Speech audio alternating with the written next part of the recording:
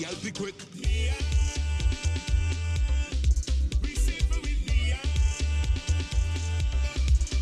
Boom. Right now she got 5-star Lord. We voting Mia and more. She's the best PM for me. Mia and the BLP. Who best to lead this country? Vote Mia and Team BLP. Barbados Labour Party is the only choice for we on call. We want Mia for sure in this election.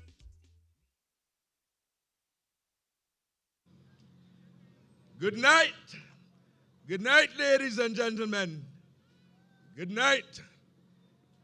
Tonight we are here for a meeting of the Barbados Labour Party. But before we get started, let us all stand at attention for the national anthem.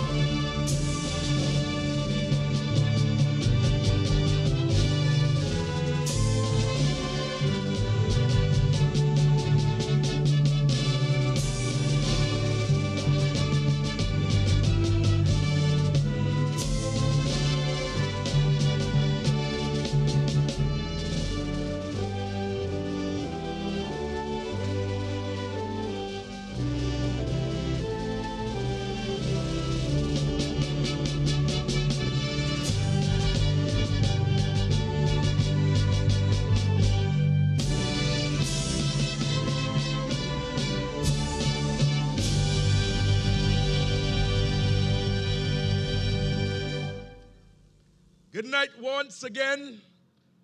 Friends from here in the city, Chapman Lane, Emmerton, all the surrounding areas.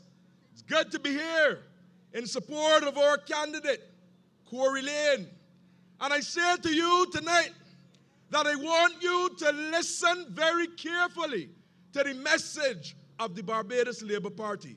Ours is not a message that is filled with fun and laughter, but it is a serious message meant for a serious time.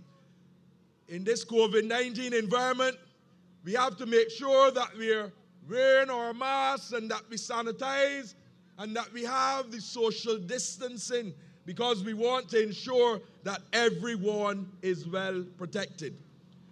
But today, you will hear the Democratic Labour Party saying to you that you should go out and vote for an opposition.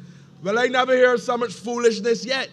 Why would you vote for an opposition at a time when this country faces significant challenges? Tonight, you will hear on this political platform the different plans which we as a political party have for this country, for the continued development of this country. And I will ask you this simple question. Can you trust the Democratic Labour Party with what they say? You will well recall that in the 1990s, the Dems told you that a manifesto is not a social contract. You don't have to worry with the Barbados Labour Party. We are able constantly to demonstrate to you that what we promise, we fulfill, because we take very seriously what we put in our manifesto. But tonight, you will also be reminded of where this country was when in 2018, the Barbados Labour Party had to rescue Barbados. The truth is this: had the Democratic Labour Party been in office tonight, this country would be in a disastrous state. And the reason for that is that the Democratic Labour Party as an administration has been incompetent and incapable of properly managing the affairs of this country. During the course of this meeting, you will be reminded, as I am sure is in the forefront of your mind, the fact that we had sewage flowing in the streets. An unacceptable situation. You know about the challenges with respect to the garbage.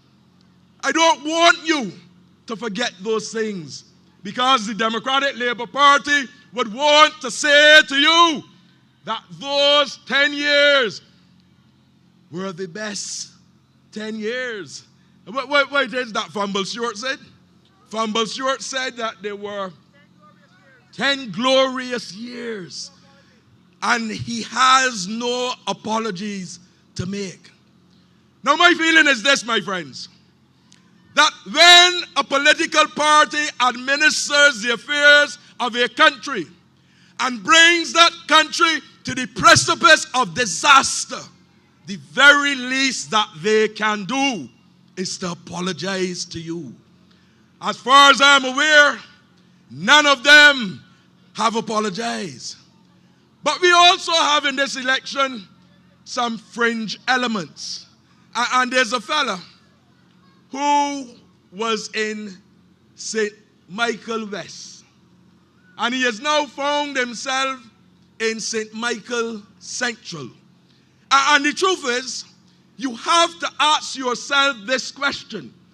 When a person has been with a constituency for the amount of time that Adderley has been with St. Michael West, and then he abandons them, you have to ask, what is his commitment to people? Of course, he won a seat on a Barbados Labour Party ticket, and overnight, he became the leader of the opposition.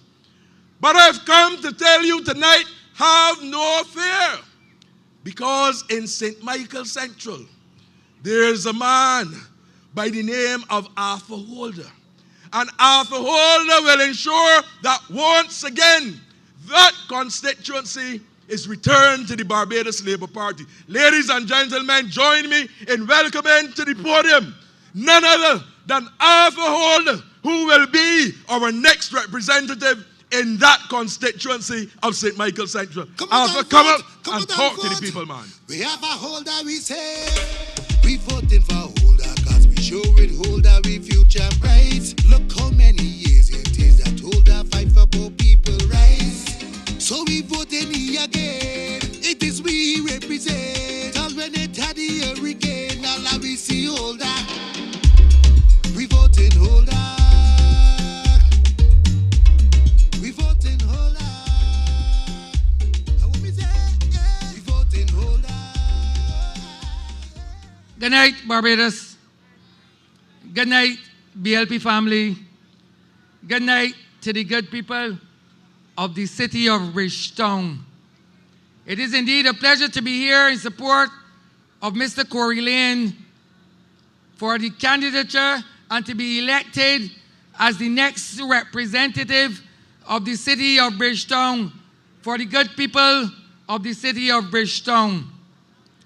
Tonight, I want to take you back to the glorious period as acclaimed by the former Prime Minister of this country in relation to the period 2008 to 2018. It is important that you understand where you came from in order to know where you are going. These are important facets that you must understand. So I want to do for you a synopsis of what occurred between 2008 to 2018 and what occurred from 2018 to 2022, so as to ensure in your minds that you know where you must go. You all remember 2008, 2018, when the streets of this country were littered with garbage. There were no garbage trucks to be found. Garbage thrown all over the place, smelling all over the place. And what occurred when we came in on the 24th of May, 2018? The first thing that the Sanitation Authority did for you was to purchase garbage trucks. So that what was an issue between 2008 and 2018 was firmly and finally put to bed by the Barbados Labour Party. Then I want the working class people of this country, the middle class people of this country, to understand what occurred in relation to the tuition fees at the University of the West Indies. I am sure that among these people here, there must be persons who were attending the university or aspired to go to the university and were unable to do so because in 2014, the Minister of Finance in Parliament during the budget indicated that students must pay tuition fees, so that for the period 2014 to 2018, aspiring students could not attend the university. And you know, this will not affect the upper classes in society. They have the financial wherewithal to pay tuition fees. But it's people in Emmerton Lane, in Kesselton New Road, in Baxter's Road, in Combermere Street, in Nelson Street, in Wellington Street, throughout the length and breadth of the city of Bridgetown, who could not afford to pay tuition fees. So they had to stop going to the university. But that is not all, because it also meant that persons who wanted to go to the university could not afford to do so. So that when persons from the Democratic Labour Party come to your house with the candidate of the Democratic Labour Party, who, mind you, I believe just graduated from the University of the West Indies. If he just graduated from the University of the West Indies, it means that he is a recipient of the benefits of the Barbados Labour Party, because on the 24th of July 2018, the Prime Minister of this country and the Barbados Labour Party ensured that the tuition fees will be paid by the government, so that when he come and knock on the door asking for a vote, ask him two things. One, if he was a member of the Democratic Labour Party between 2008 and 2018. That is the number one question. And two, if he's a graduate of the University of the West Indies after 2018. And if the answer to those two questions are yes, then you have no reason to vote for him, none at all, because he would have sat and witnessed what transpired in that period when you could not afford it. That's all you need to ask him, and I know his answer would have to be yes. But we didn't finish there. I am sure that a lot of you just catch the bus. I am sure of that. You recall the period in the bus stand. There are pictures all over the place showing the chaotic scenes in the Fairchild Street bus stand, the time spent on the road, the lost productivity, because were they in the buses?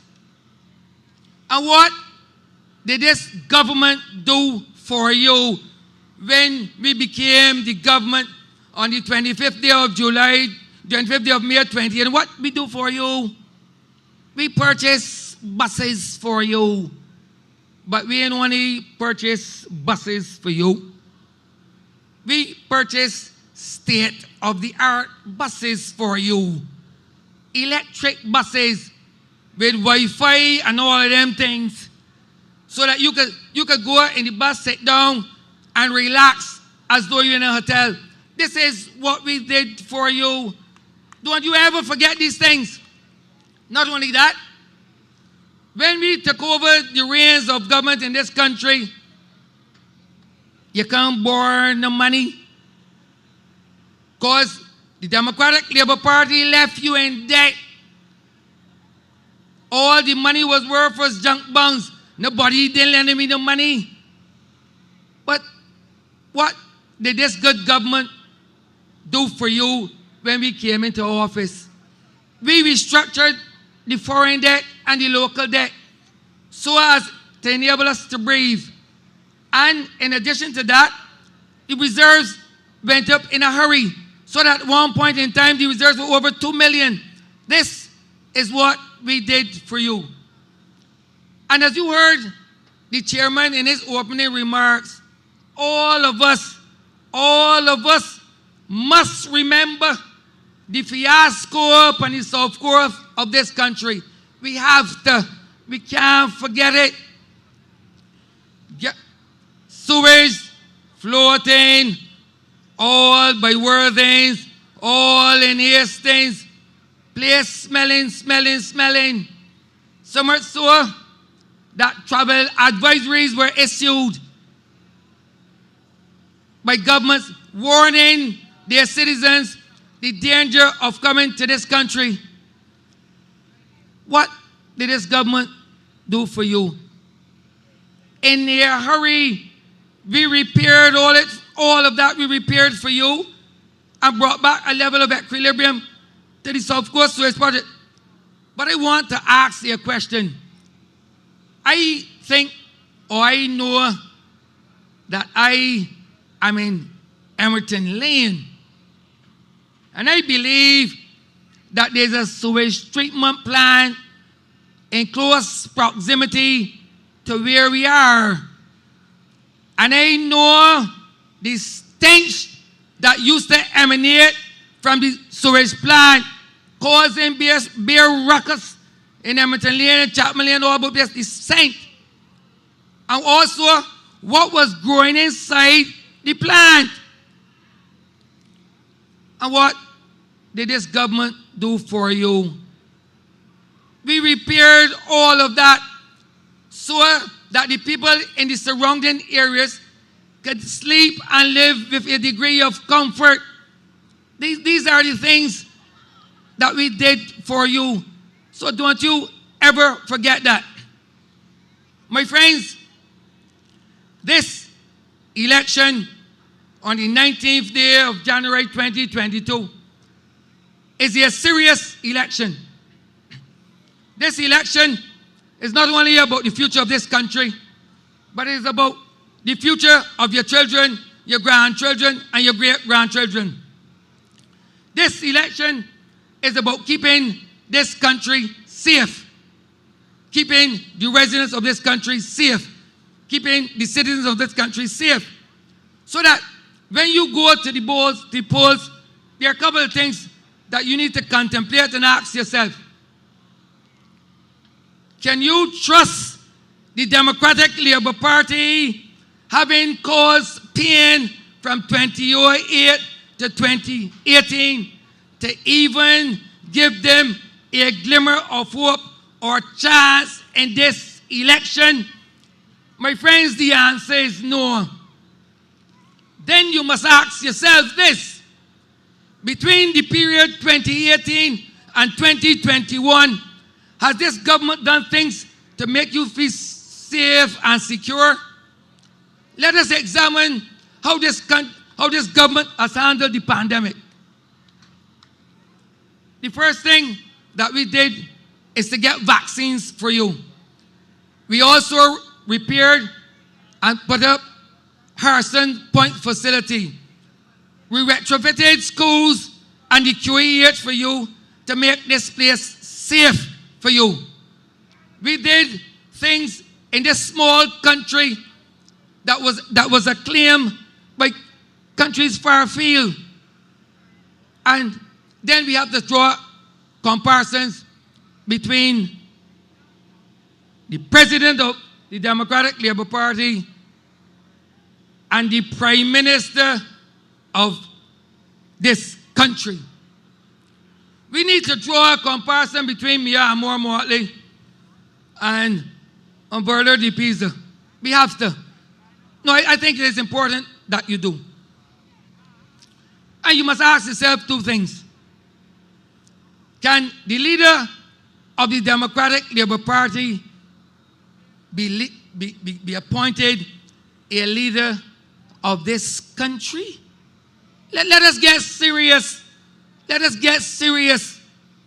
This is someone who's fighting for her life to lead the Democratic Labour Party. And if you watch events very close, I don't know if she's the leader of the Democratic Labour Party. I believe at this point in time, all she is a candidate for the constituency of St. Lucie. And when Peter Phillips finished with her, she's going to suffer the same fate that she suffered in Christchurch West. That is what's going to happen. 2 times defeated in West, 1 time defeated in St. Lucie. I'm gonna need security. And that is the last that you would hear about Verler de Pisa. And there's a plot afoot. Don't fool yourself. There's a plot afoot. Don't think that the 4 members who came back come back touting for Verler. Every man jack for himself. Every man jack for himself. Check and see who or how many of them will go down in St. Lucie and help her. All of them are hoping that she is defeated. But rest assured, St. Lucie is safe with Peter Phillips. And now we come to draw the comparison between the 2 candidates who vying for the seat in Parliament. Let us talk about Mr. Corey Lane. I have had the privilege to engage Corey Lane on a number of occasions. This is a young man who has his heart in the city of Bridgetown. This is a man who believes in the city of Bridgetown.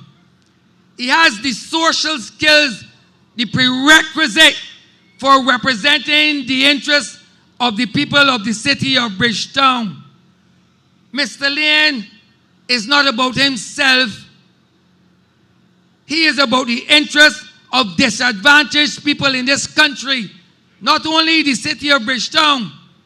He has enacted programs for at-risk youth. He has done things to bring the youth back and to create policies and programs to assist in their redevelopment and bring them back into society. This is somebody that you need in the House of Assembly to articulate the needs of this diverse community. This is someone who can represent your interests and who you need to ensure on the 19th day of January 2022, when the votes are counted, that all you keep hearing is Corey Lane, Corey Lane, Corey Lane, Corey Lane. So that don't let people come out here, come to your homes, and try to fool you. Look and see if you can be safe with Corey Lane. And if you are safe with Corey Lane, it means that you are safe with the Barbados Labour Party. We have turbulent times ahead, my friends. Don't let us fool you. We have a serious pandemic in this country now, and there are different variants. Ask yourself if this Barbados Labour Party has done so much for you in 3.5 years, what it can and will do for you beyond these 3.5 years. So that the choice is clear. The choice is clear. I am sure that all of you acknowledge when Mayor Amor Motley takes the spotlight regionally and internationally, what countries say about her. All you hear, not only is she the Prime Minister of Barbados, but she is the Prime Minister of St. Lucia, St. Vincent, Trinidad and Tobago, Guyana. But she's acclaimed as the Prime Minister of the Caribbean. Did you listen to the Prime Minister speaking in Glasgow? What people had to say about her? Did you see, hear, and listen when Mayor Amor Motley spoke at the United Nations?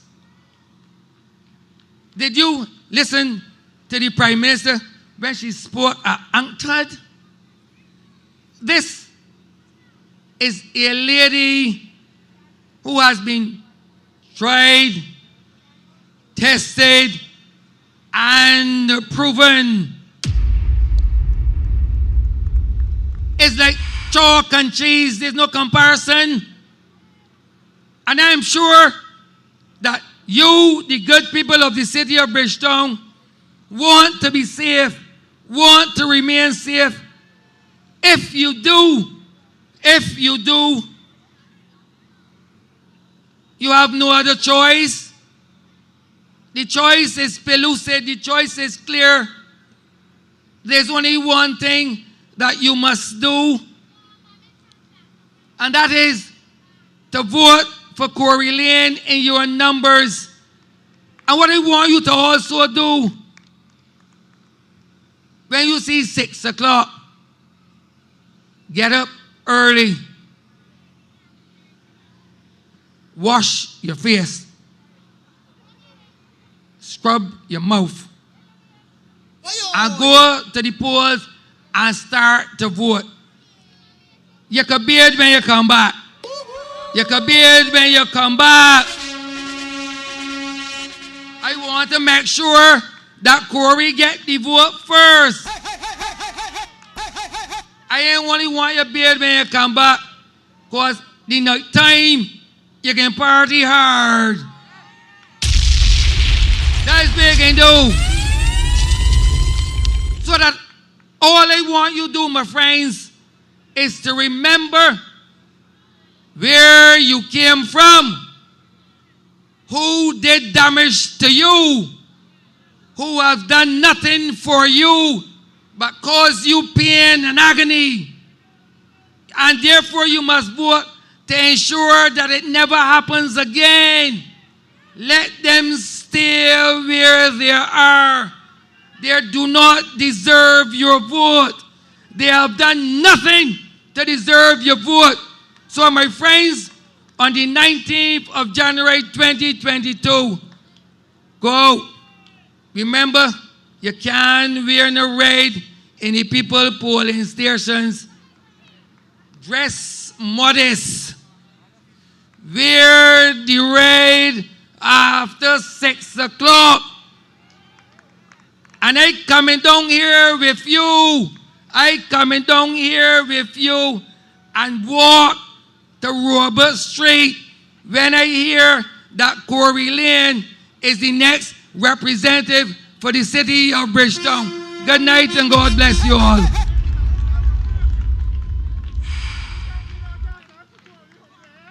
Come on and vote, come on and vote. We have a holder, we say. We voting for holder, cause we sure it holder, we future bright. Look how many years it is that holder fight for poor people rights. So we voting here again. It is we represent. Cause when it had the hurricane, all we see holder. We voting holder. We voting holder. Ladies and gentlemen, let's give another applause for our candidate in the constituency of St. Michael Central and the next parliamentary representative, Arthur Holder. Now, Arthur referenced a number of interesting things. And I have to ask you this question. You think that we could put this country back in the hands of the Democratic Labour Party? You think so? Not at all. In fact, look, they had so many issues and so many challenges. They were unable to properly manage the affairs of the country. Arthur made reference to the fact that there was sewage flowing on the streets on the South Coast, and there were issues down here at the sewage plant. Within a short period of time of the Barbados Labour Party coming to office, the issue of sewage was dealt with. Arthur made reference to the pileup of garbage. When the Democratic Labour Party left office, there were about 12 garbage trucks that you had to collect garbage throughout the country. The garbage trucks had mechanical problems, they had electrical problems, they had structural problems. And in fact, I remember well the fellow who they saw running in St. John going on the calling program, because I was on it as well. And he said that we would not be able to get more trucks. He said it would not happen. But I can tell you, in Barbados tonight, there are 45 garbage trucks operating, and you do not see the pileup of garbage. And I say this to you to remind you where this country has come from, and to say to you that we cannot make the mistake of allowing the Democratic Labour Party to take us backward. And we got to left them out. You know, when I think of the Democratic Labour Party, I remember something I had heard when I was a little boy. And those of you around my age would, and in the city, you all know about the Globe Cinema. The Globe Cinema, when it was operating, there out Halls Road. And there was a guy who came to Barbados, and he wanted to get a license. I think he was from India. And the police officer asked him, if you went to the Globe, where would you park? And he said, where me see cars park, me park. The police officer said, but listen. If you ain't seen the cars park, where would you park? He said, me go round about once, and then me park where me see cars park. The policeman said, but you go round the roundabout once and you don't see the cars park, where would you park? He said, me go round the roundabout once, me no see no cars park, me go round the roundabout twice. Me no see no car, me park where me see the cars park. The policeman said, this is it now. You go round the roundabout once, you go round the roundabout twice, and you ain't seen the cars park, where you gonna park? He said, me go roundabout once, me no see no cars park, me go roundabout twice. Me go roundabout twice, me no see no cars park, me go roundabout 3 times. Me go roundabout 3 times, me no see no cars park, me go home, picture no good. Now I want you to understand that the Democratic Labour Party must be sent home because they are no good. They are no good because they took this country and brought it to a state of disaster. And we cannot allow, we cannot afford for the gains that we have made over the last 3.5 years to be eroded by an incompetent political institution. Ladies and gentlemen, this is a serious election. And this is one where we have to decide if we are going to continue with good, strong leadership by Mia more remotely, or if we will risk to allow Verla or Richard or Dennis or the God of fella up in St. Philip West. I don't remember his name, but when he come to the platform, he's being somebody, people, will you allow them to have the opportunity to manage the affairs of this country and to once again cause us to be at the brink of disaster? I say to you tonight, without any form of any apology being given, that the Democratic Labour Party is not ready, and we must not and we cannot risk the future of this country with them. Ladies and gentlemen, you will hear on this platform tonight how the Barbados Labour Party will continue to transform Barbados. And the person that I'm going to introduce to you now, he is already, in my view, a political giant. Because he calls a man who would have been representing and participating in politics in a particular constituency to run and leave the place. And I say to you, Chris Gibbs is here with us tonight. And he's going to be coming to us to speak with us about what he will be doing. But more importantly, what this Barbados Labour Party team will be doing when we form the government in this country. Ladies and gentlemen, and I know Chris is here, so I'm just giving him a little time to come forward. I know he's here. But ladies and gentlemen, Chris Gibbs represents the future of this party. And unlike the Democratic Labour Party, we don't take chances, we don't mix up matters. We plan carefully in terms of our development. In the same manner, we plan carefully with respect to the development of the country. We do the same thing with respect to the political party, because we recognize that it is not just about us who are here today, but it is also about those who will come and take the baton and carry forward. And therefore, ladies and gentlemen, it gives me great pleasure to introduce to you now the candidate and the next parliamentary representative in the constituency of St. Michael West. Ladies and gentlemen, let us welcome Chris Gibbs.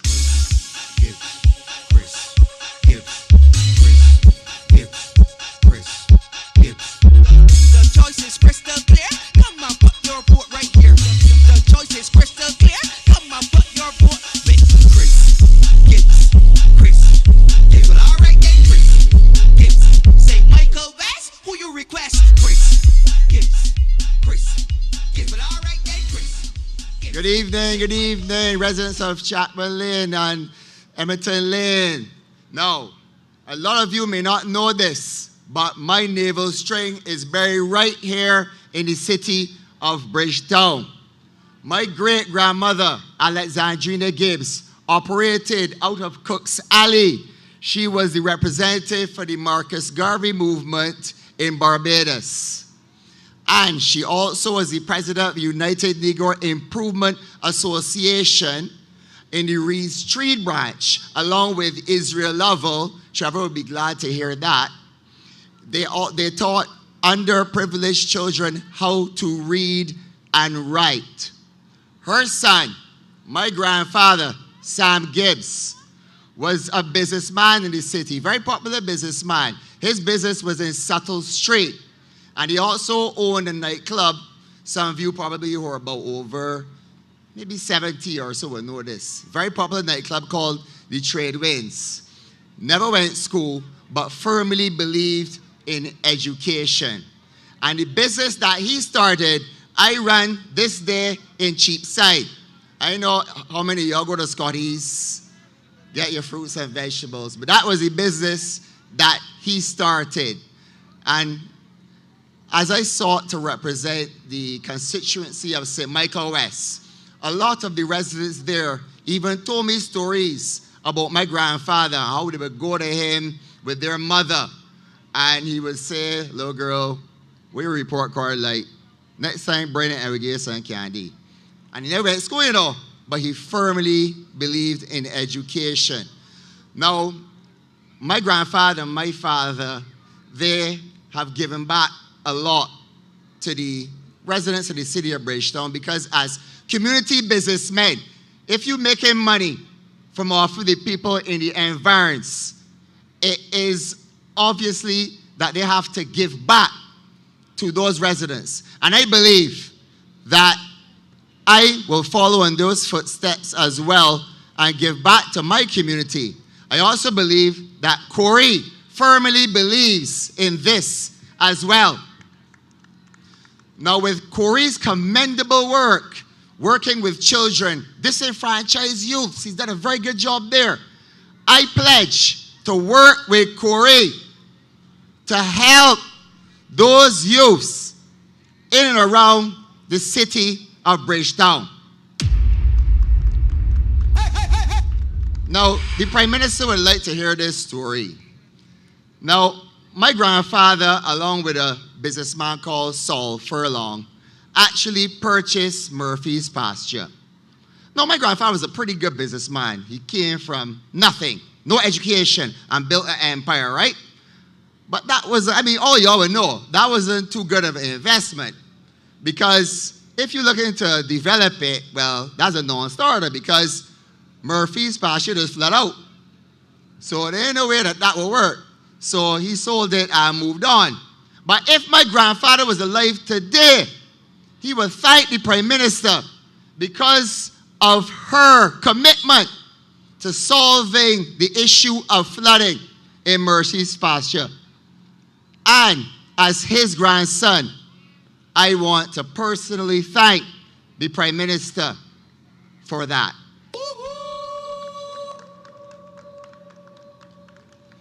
Now, in 2018, the Prime Minister approached me and said that she wanted me to become the chairman of the Barbados Tourism Investment, Inc.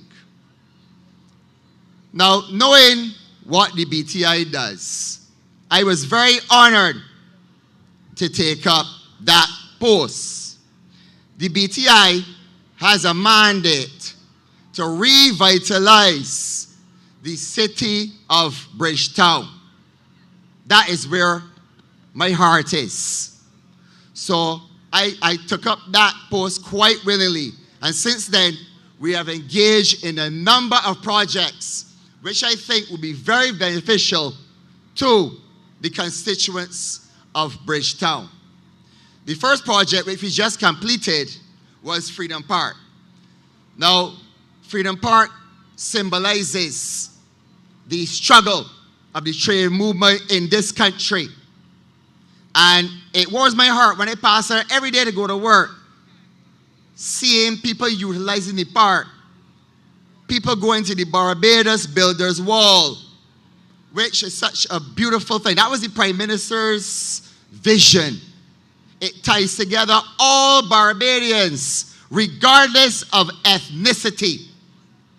So that one is a really nice one to see. And then on the evenings when I'm coming home, seeing the guys playing, utilizing the road tennis courts, So it's really a beautiful thing. It's something that we're very proud of. Now, I've heard it talk from the Dems that, oh, the ministers ain't working. We've got too much ministers. But let me tell you something. You see the Freedom Park project? From beginning to end, the Prime Minister, she managed that project. And let me tell you, Prime Minister, you got to work. She will call you at 2 o'clock in the morning and say, Chris, you get this do? I say, yeah, yes, PM, yes, PM. You got your toes. So that, you know, from my experience with working with her, I would tell you that you cannot be sleeping on the job. So the next project that we're looking at for the city of Bridgetown is actually about 3 projects which entail 3 hotels by the Pierhead region, one of which is higher and 2 others right leading up to Pierhead. This constitutes millions of dollars in investment in the city of Bridgetown. I can tell you, I heard Arthur talking about this earlier about how the PM is really the PM of the region because everybody loves her. I got cousins in St. Lucia that call me all the time and they say, I love your PM. I wish we could have her over here. I said, you can't get her. My friends in Trinidad, they went to school with, they want the PM. But the great thing about that is that when the PM goes overseas, I know sometimes in the early days, the Dems were like, boy, the PM traveling too much. She ain't paying attention to home. But you see now the seeds that she planted overseas we're now reaping the fruits of that international diplomacy that she engaged in. So now everybody wants to invest in Barbados. When she started out, and her agenda was climate change, people couldn't see where she was going with it. But climate change for small island development states is important. And everybody overseas saw what she was trying to accomplish and it put Barbados on the map. Now all these investors are now interested in Barbados. And they're coming down and want to put money in. So I can tell you with confidence as the chairman of BTI that we have a lot of investment coming into the city of Bridgetown. Now, what does that mean for the residents? Now, let me tell you, the PM is tough. If you bring in any money here into Barbados, there's something called planning gains. So a certain percentage of that investment you got to put into the environs. So the people have to get jobs. A good example of that is when we were building Freedom Park.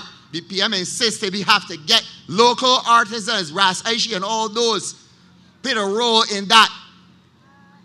Masons, local masons from the environs, all worked on that project. So if you're an investor from overseas, don't think you can bring in 100% people from overseas. You got to give work to the people in the environs. And that means the city of Bridgetown is going to benefit from these projects. And the Prime Minister is going to fight for that. So we can't sleep on her watch. Another thing that we've engaged in is a lighting project all over Bridgetown. And we started actually before independence, where we replaced all of the lights in and around the core city of Bridgetown with LED lights. And we're going to branch out into Batsers Road and the environs and make sure that our city is well lighted. Another project that we're looking at as well is the Treasury Building, where we're going to, that actually went out to tender. And we actually have tenders that we are evaluating right now. And the vision for that project is that we want to encourage development for young professionals of a mixed-use facility. So I can tell you, I'm a businessman operating in the city. And I have lots of customers that buying up buildings in the city. You will never know, but they're doing it because they have the confidence that the city will be back, restored to its glory as the gem of the Caribbean. So, my friends, we are in good hands. I don't mind the talk from the Dems. They really ain't know what's going on. We have a leader that is committed to its people.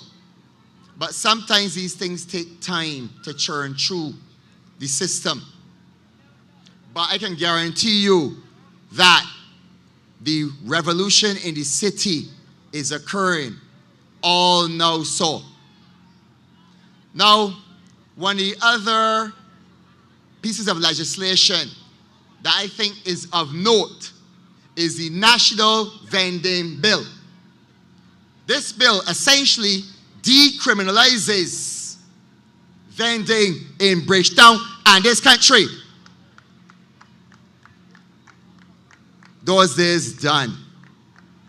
We're going to let the vendors feed their families, especially in a tough time where people have lost their jobs and they need to support their families.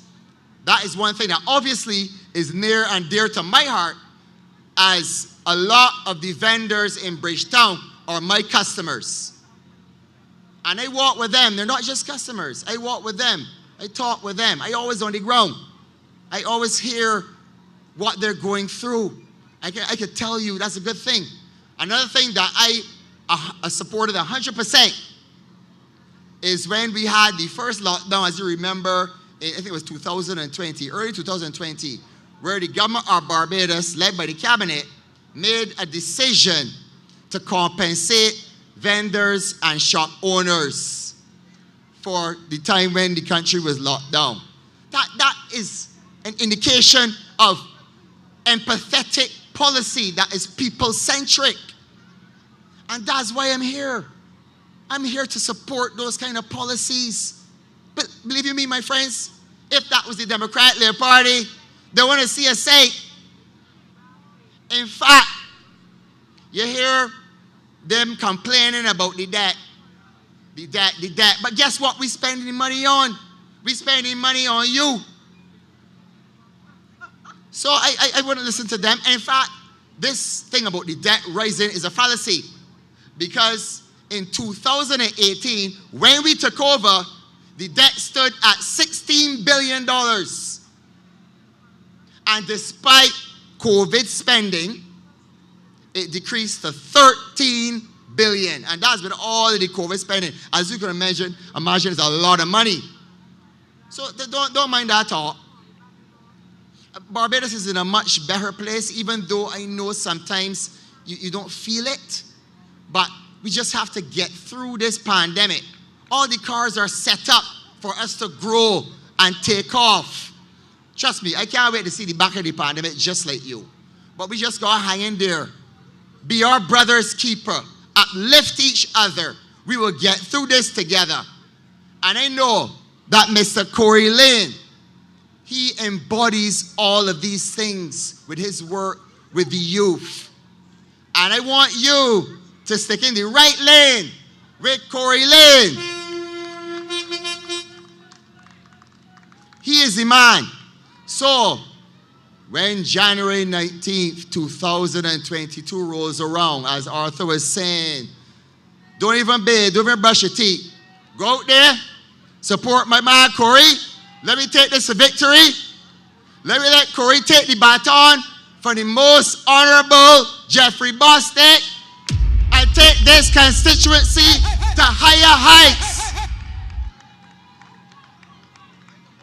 My friends, good evening. Thank you. Thank you for having me. Gibbs, Chris, Gibbs, Chris, Gibbs, Chris, Gibbs. The choice is crystal clear.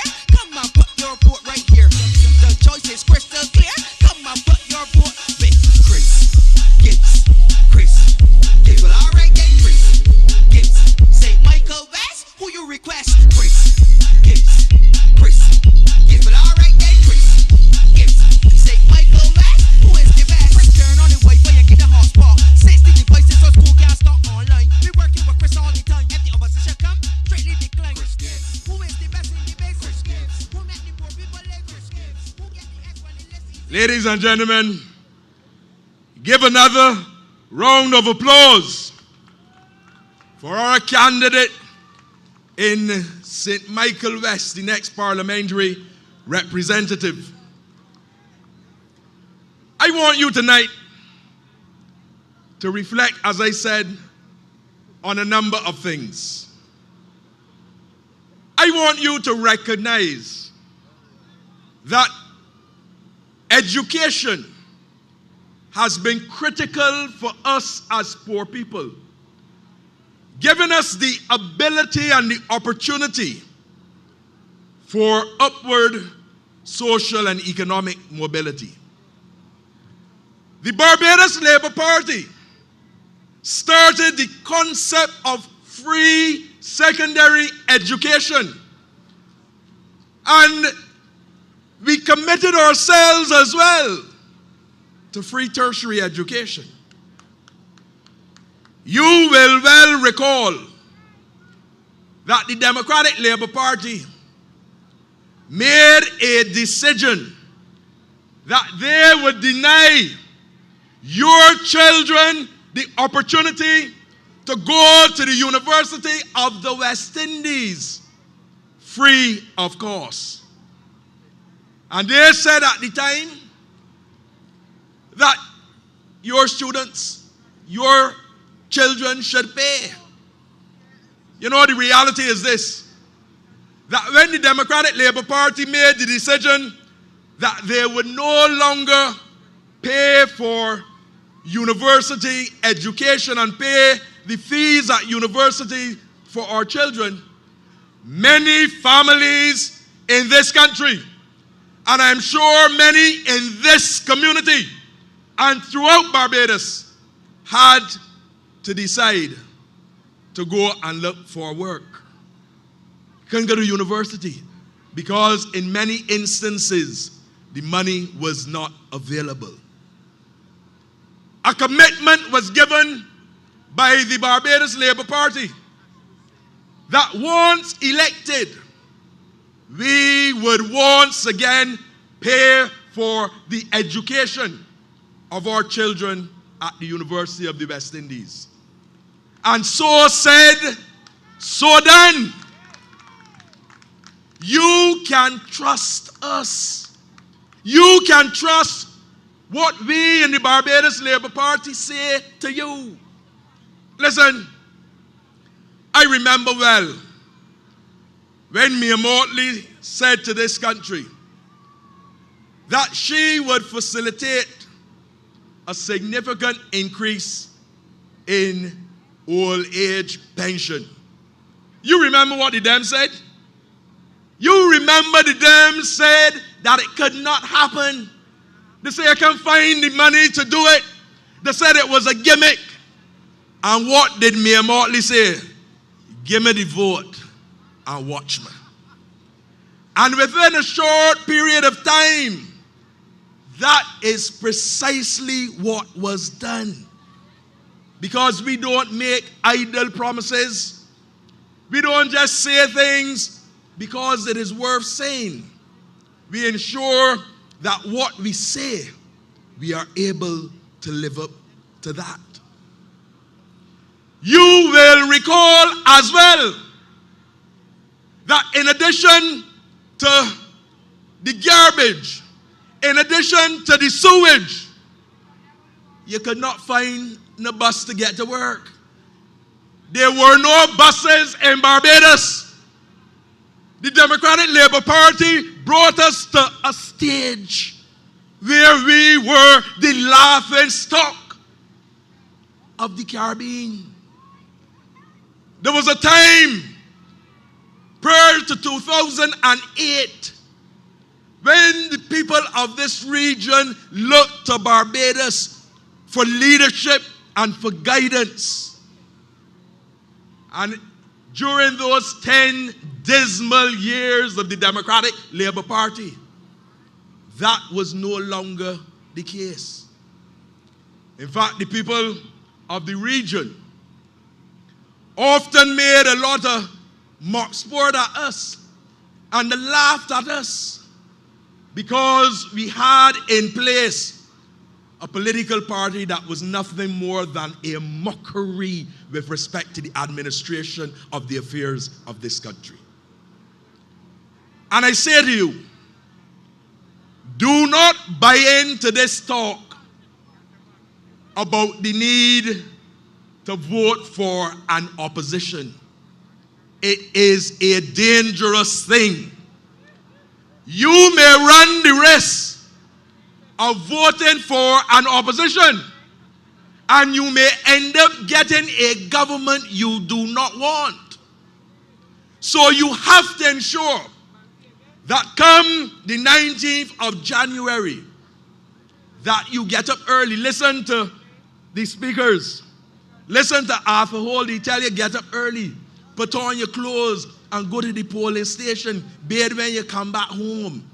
And vote for the Barbados Labour Party candidate. And in this constituency, vote for Corey Lane.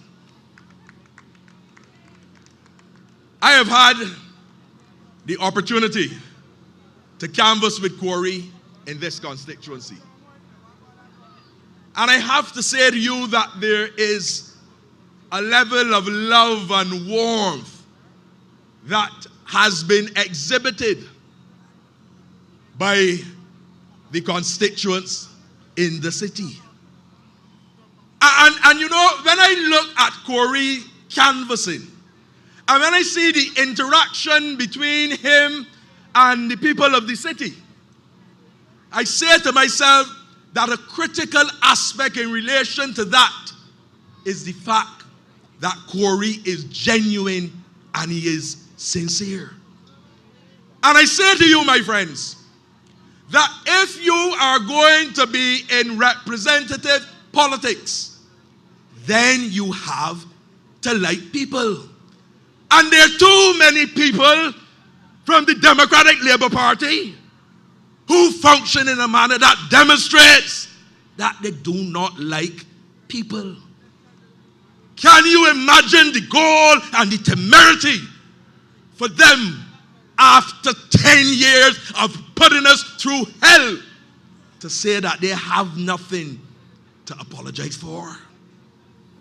And I feel, my friends, that on that basis alone, you should reject the Democratic Labour Party. Now I want to tell you this. There was a time when I lacked the vision and the foresight. Because I used to be a member of the Dems. That's the truth. And I like the guy in St. Michael East, because I would have said already that there were some people in St. Michael East canvassing. And at the time the candidate up there saw a fella with a box with some kittens. And he went to the fella and he says, what you got in that box there? And the fella said, man, they got kittens. These are Barbados Labour Party kittens. He said these are Democratic Labour Party kittens. And the LP man was excited, man. Excited. 3 weeks later, they're going back up in the Ivy again and they're canvassing. And they see the same fella and they ask the fella, listen, you go in that box there. And the fella said, these are Barbados Labour Party kittens. And the Dems can understand. And they said, wait, tell me something.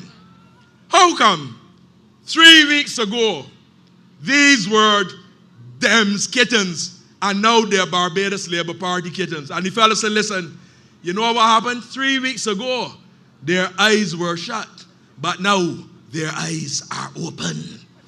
And I want to tell you tonight that I'm going to bring on stage a man just like me whose eyes has been opened and who now has joined a progressive political institution. Ladies and gentlemen, join me in welcoming on the stage Henderson Williams. Come on, Hendy, and talk your talk.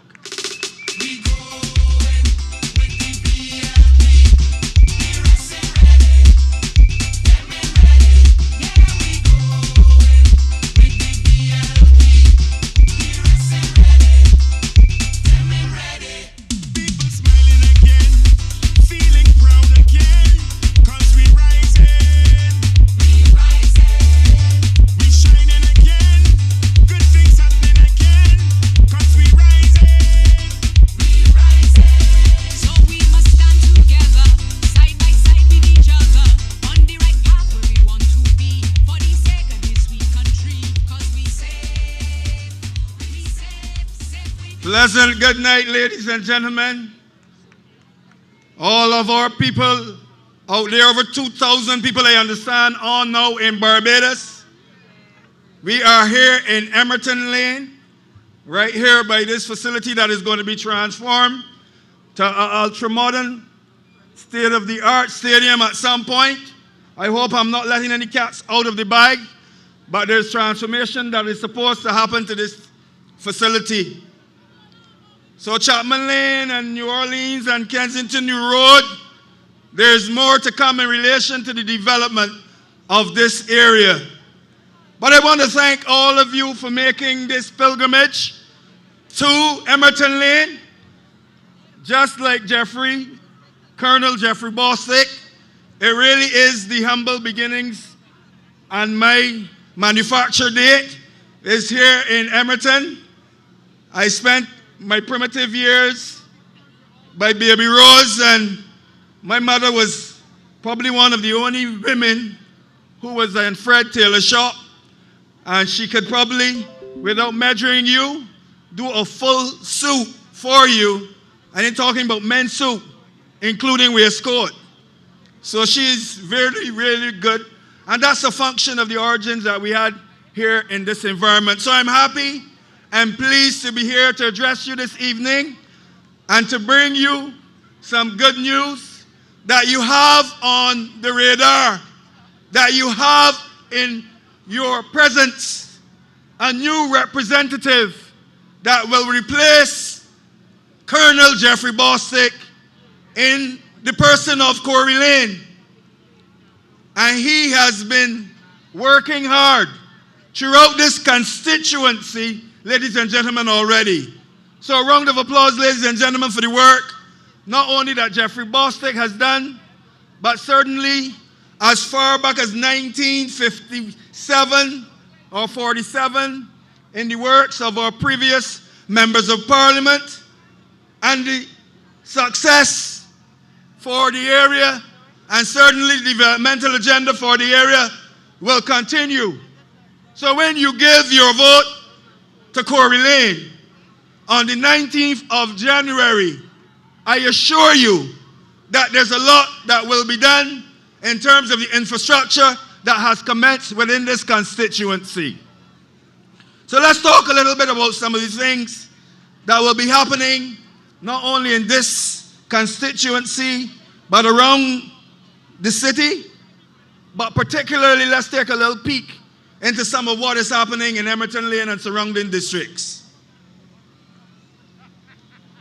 As part of the drive to satisfy the requirement of the United Nations Millennium Development Goals 2030, there's an urban renewal plan for this area that will see the improvement to the infrastructure and the technology enhancements in this area for Wi-Fi facility.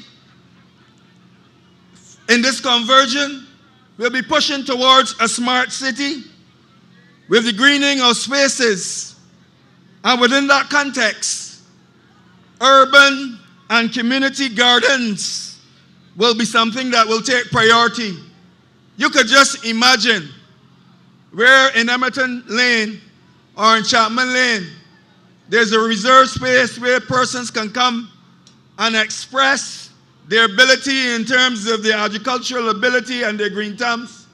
And this sits comfortably well with the plans and what was articulated in the manifesto of the Barbados Labour Party at page 21.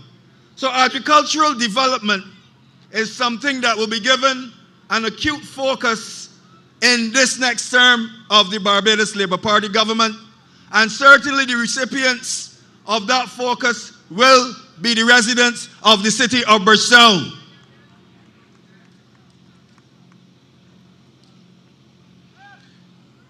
On page 21 of the manifesto promise is that of food, nutrition, and security. And it's important that we understand that food security, according to the FAO, is not just growing or having food. but also having options and nutritional beneficial options to the residents of the city of Bridgetown. And that is something that Corey Lane will be discussing in short term with you, with the community leaders, for the advancement of the people of the city. So ladies and gentlemen, understand this, that there is a great focus on the city of Bridgetown. You have seen the commencement of the work on the canal over in Chapman Lane and Murphy Pastor, and that is a project that will run you some way down to this year, but certainly it will alleviate the tremendous strain that you would have in relation to the drainage issues within the area. We recognize as well that Kensington New Road and the canals over there, because of the repairs to the road and the challenge that the drains are lowered and the facility in terms of the space and the accommodation, that adjustments in relation to the gradient of that space, those adjustments will be made. So the ease of the drainage scenario over there is something that will be worked on in short measure. So ladies and gentlemen, understand this. Understand that the development of the city is going to take priority under Corey Lane. Under Corey Lane. Now COVID has dealt us a blow. It has dealt a severe blow not only to Barbados, not only to the Caribbean and the region, but to the rest of the world. But we are on the mend, and we're monitoring what is happening.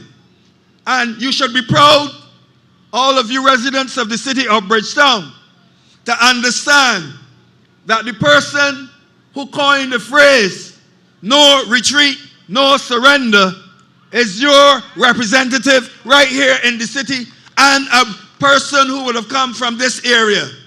So the city itself has had a tremendous history of success and producing people who have continued to add value.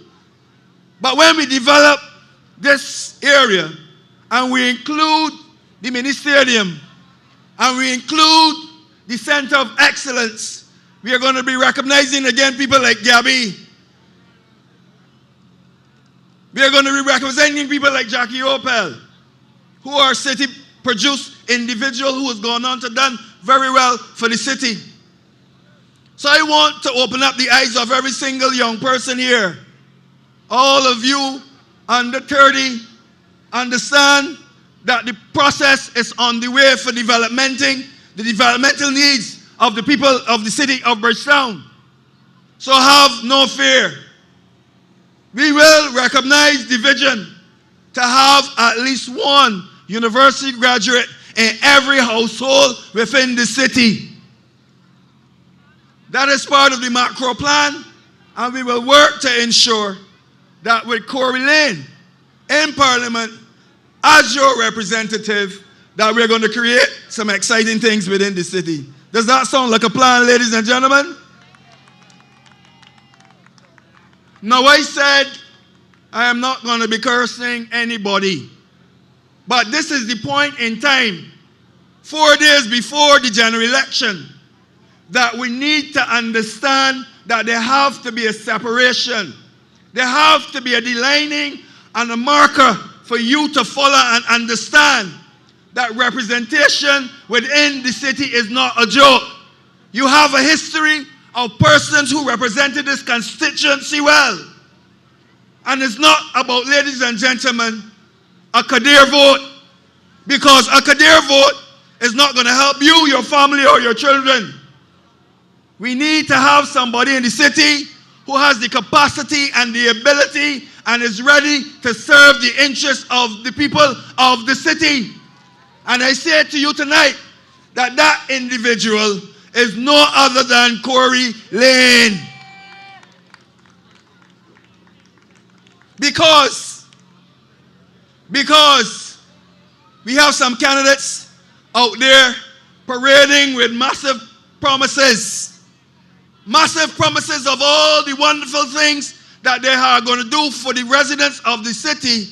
And the question I will ask you to ask them when they turn up at your door, because I understand that one such individual had the opportunity to clarify the mandate today. And the response that was given is, you need to go and read the manifesto.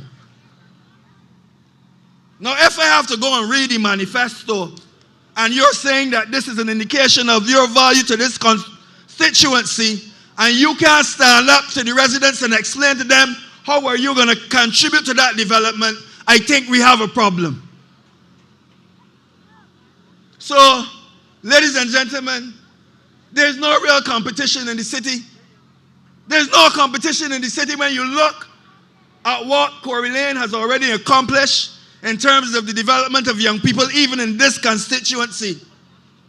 There's no competition when you look at the fact that the PM has put him as the guardian of the household mitigation program and as the advisor on poverty alleviation.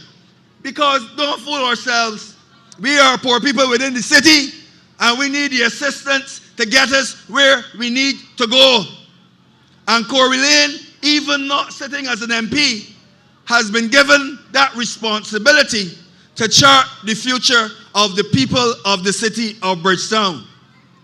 So I just want you to formalize that contract so that there is that ad idem and consensus and a meeting of the minds in relation to you and Corey Lane, that come the 19th of January, you will sign your X to formalize that contract and that arrangement with Corey to take us forward in the city of Bridgetown.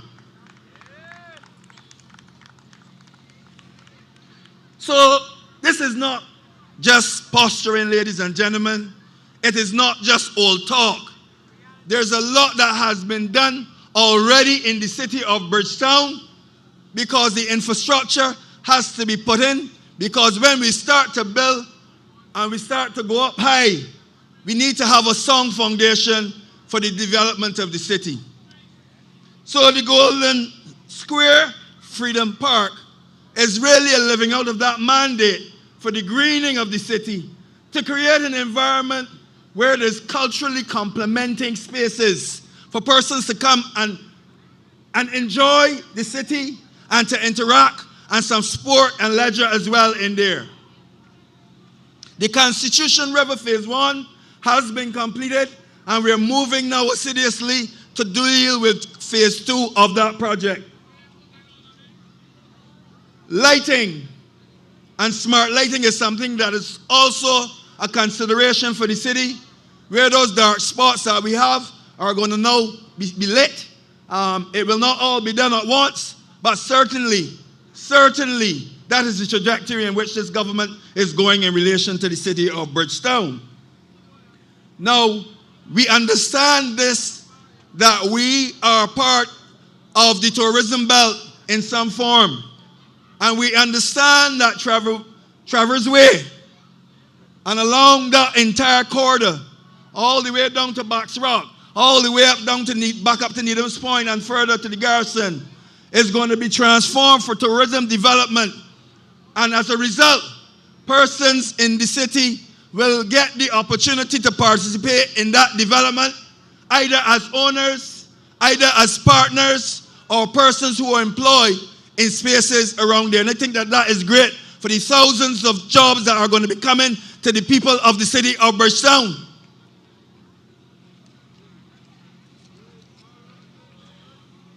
Ladies and gentlemen, it does not stop there. It does not stop there for one bit, because there have been a lot of conversation and communication in relation to the Hyatt Hotel. And that is on the page again, ladies and gentlemen, for completion. So you should see later on this year the commencement of the construction of the Hyatt Hotel, also promising thousands of jobs for the people of the city, Bridgetown, and surrounding areas. Massive development again for the Pierhead redevelopment project. Townhouses and the like. But what it does, ladies and gentlemen, is that it's upgrading your community. It's bringing in additional capital that will continue to fuel the development of the city of Bridgetown. So I have no doubt, ladies and gentlemen, that you are on page, that you understand what is your duty and what is your role in terms of participating in the development of this city that has such a rich history already. Be a part of that history. Be a part of that development. Be a part of that growth and contribute to Corey Lane in the city of Bridgetown, assisting us in the developing of this wonderful place. So, ladies and gentlemen, jobs is something that has always been a concern, and a genuine concern not only in the city, but in all constituencies within the country. Employment is always important because that is the way we support our families and we pay our bills. So jobs is something that is going to be a focal point, and tremendous attention will be paid towards the production in relation to jobs, jobs, jobs. Now, we had the ASH program, and we still have the ASH program, and in excess of 50 persons within the constituency, and as far as I understand, about 15 persons from this area has already benefited from that work. This is something that will continue as long as the need in terms of the beautification of the area, and we're going to put more young people to work, because you have a right to earn a living so that you can carry out your expectation and live your dreams. So that people like Corey Lane, people like myself, people like Jeffrey, that when you're looking on, you can always say that it's not too far away in terms of having that vision and having the ability to develop your expectations to the point where you self-actualize. I am nowhere near self-actualization, but I'm also very young. So I'm saying to you, join hands with the Corey Lane teams. Join hands with the team of the Barbados Labour Party. Join hands with Prime Minister Mia Motley as she continue to direct the vision and the people of Barbados towards a place that we have never gone before and that we will move beyond as long as you commit to the Barbados Labour Party and put those candidates in place and ensure that they can continue the business that has been started. General, ladies, gentlemen, boys and girls, for those of you who understand a little bit about construction, you don't build a house from the ground, put in the infrastructure, you put in the water, you put in the light. You don't do all of that and then tell the contractor, go your way unless you have a legitimate reason.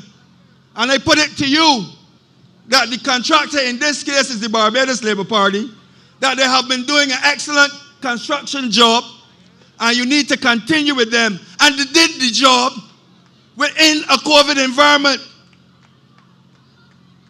So they deserve, ladies and gentlemen, they deserve from you, the constituents of the city of Bridgetown, that encouragement to continue the job that they started, to continue to work in your interests and further the cause of the people of the city of Bridgetown.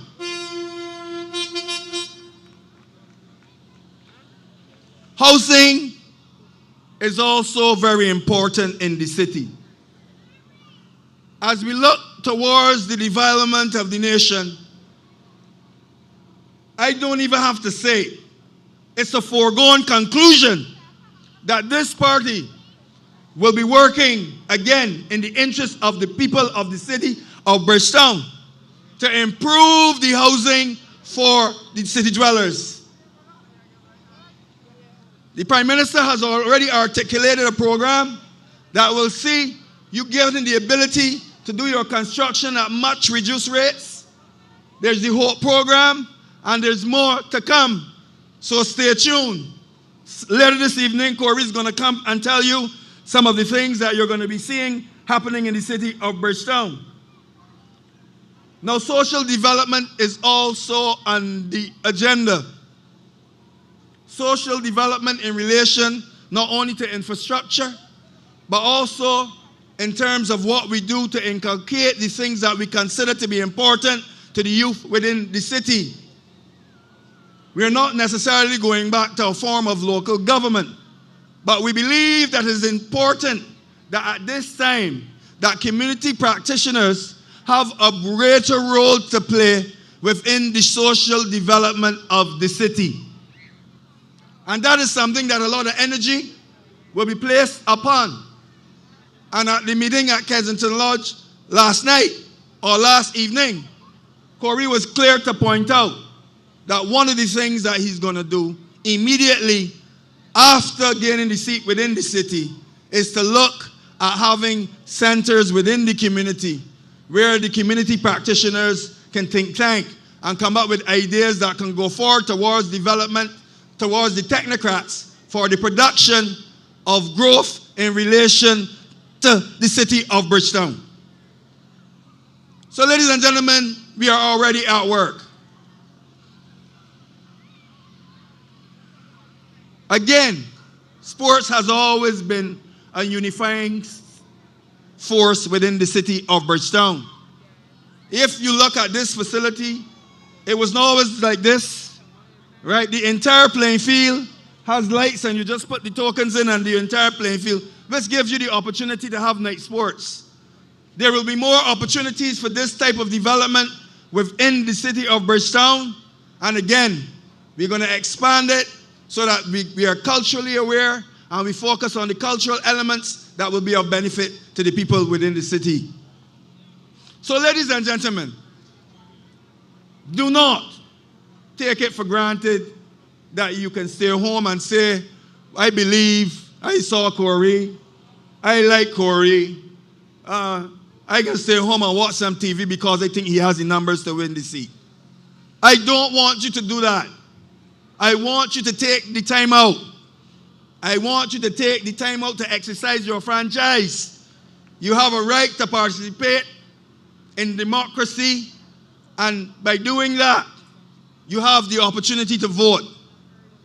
And I want you to get up, and I want you to come out in your numbers and go to the polling stations that have been assigned to you to exercise that franchise and place your X for no one else but Corey Lane.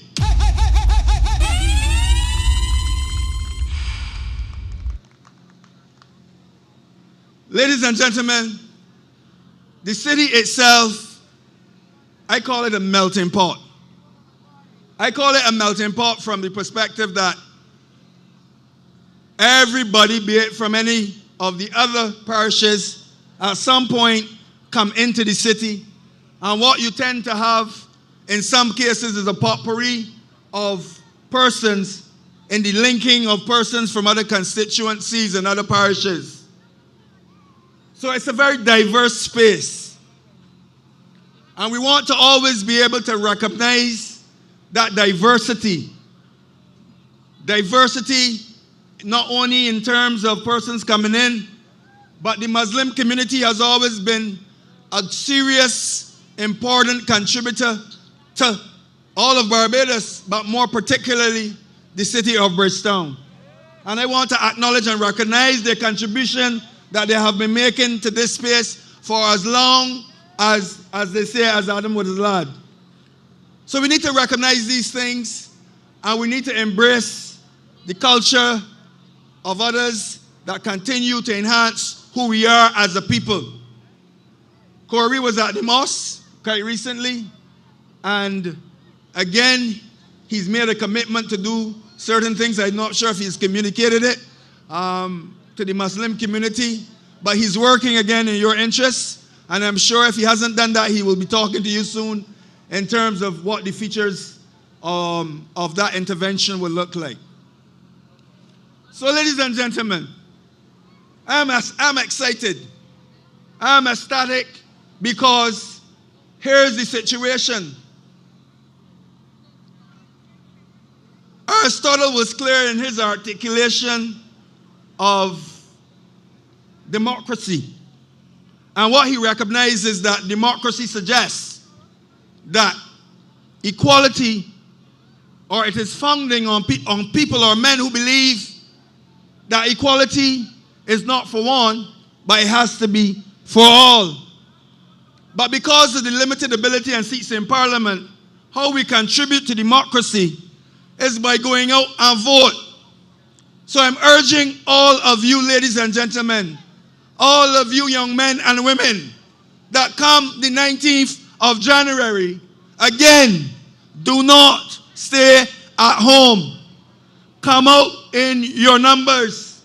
If you're unsure of what polling station you should be voting at, call the constituency office or the Electoral and Boundaries Commission and ensure that you have the opportunity, ladies and gentlemen, on the 19th of January to put your ex next to Corey Lane. Don't let Tashi line. Don't stand for my play that you vex. Get out there and give me the X. Cause you know BLP is the best. BLP. If you love Barbados as bad as me, BLP. Me and the team BLP. BLP. You want the best for this country. BLP. Barbados Labour Party is for we. BLP. Them rising ready. Them rising ready. I voted for BLP. Them rising ready. Me and the BLP. Them rising ready. I voted for BLP. Tonight, my friends, this is serious business. And I believe that your morning words and your evening words should be the same. Tonight I say to you that the Democratic Labour Party is hypocritical. And why do I say that? Tell me if you recall these names. Bobby Morris, Evelyn Graves, Leroy Trotman, now Sir Roy Trotman. What do you recognize about those names? All of those persons were Democratic Labour Party members of Parliament.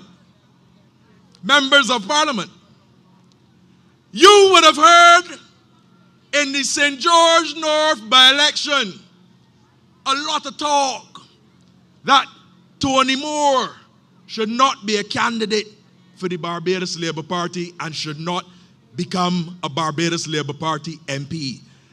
Yet then the Democratic Labour Party had a number of persons functioning as MPs who were also trade unionists.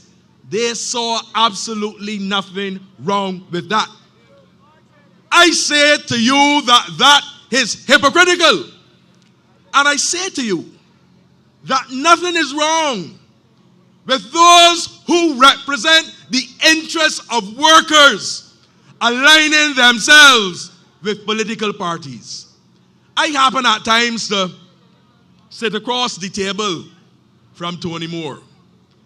And I can tell you of the passion and of the commitment that Tony Moore has as it relates to representing workers. But again, I say to you that that characteristic is born out of the fact that there is a genuine love for people. Ladies and gentlemen, join me in welcoming on the stage our candidate and the next representative in the constituency of St. George North, Tony Moore. Come up and talk to the people, Tony.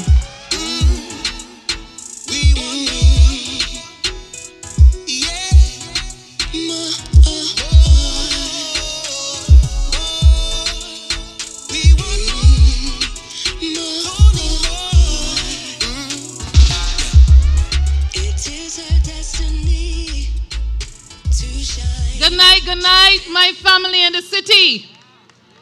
Good night. How many more days do we have? The countdown is on. 4 more days before we made history again.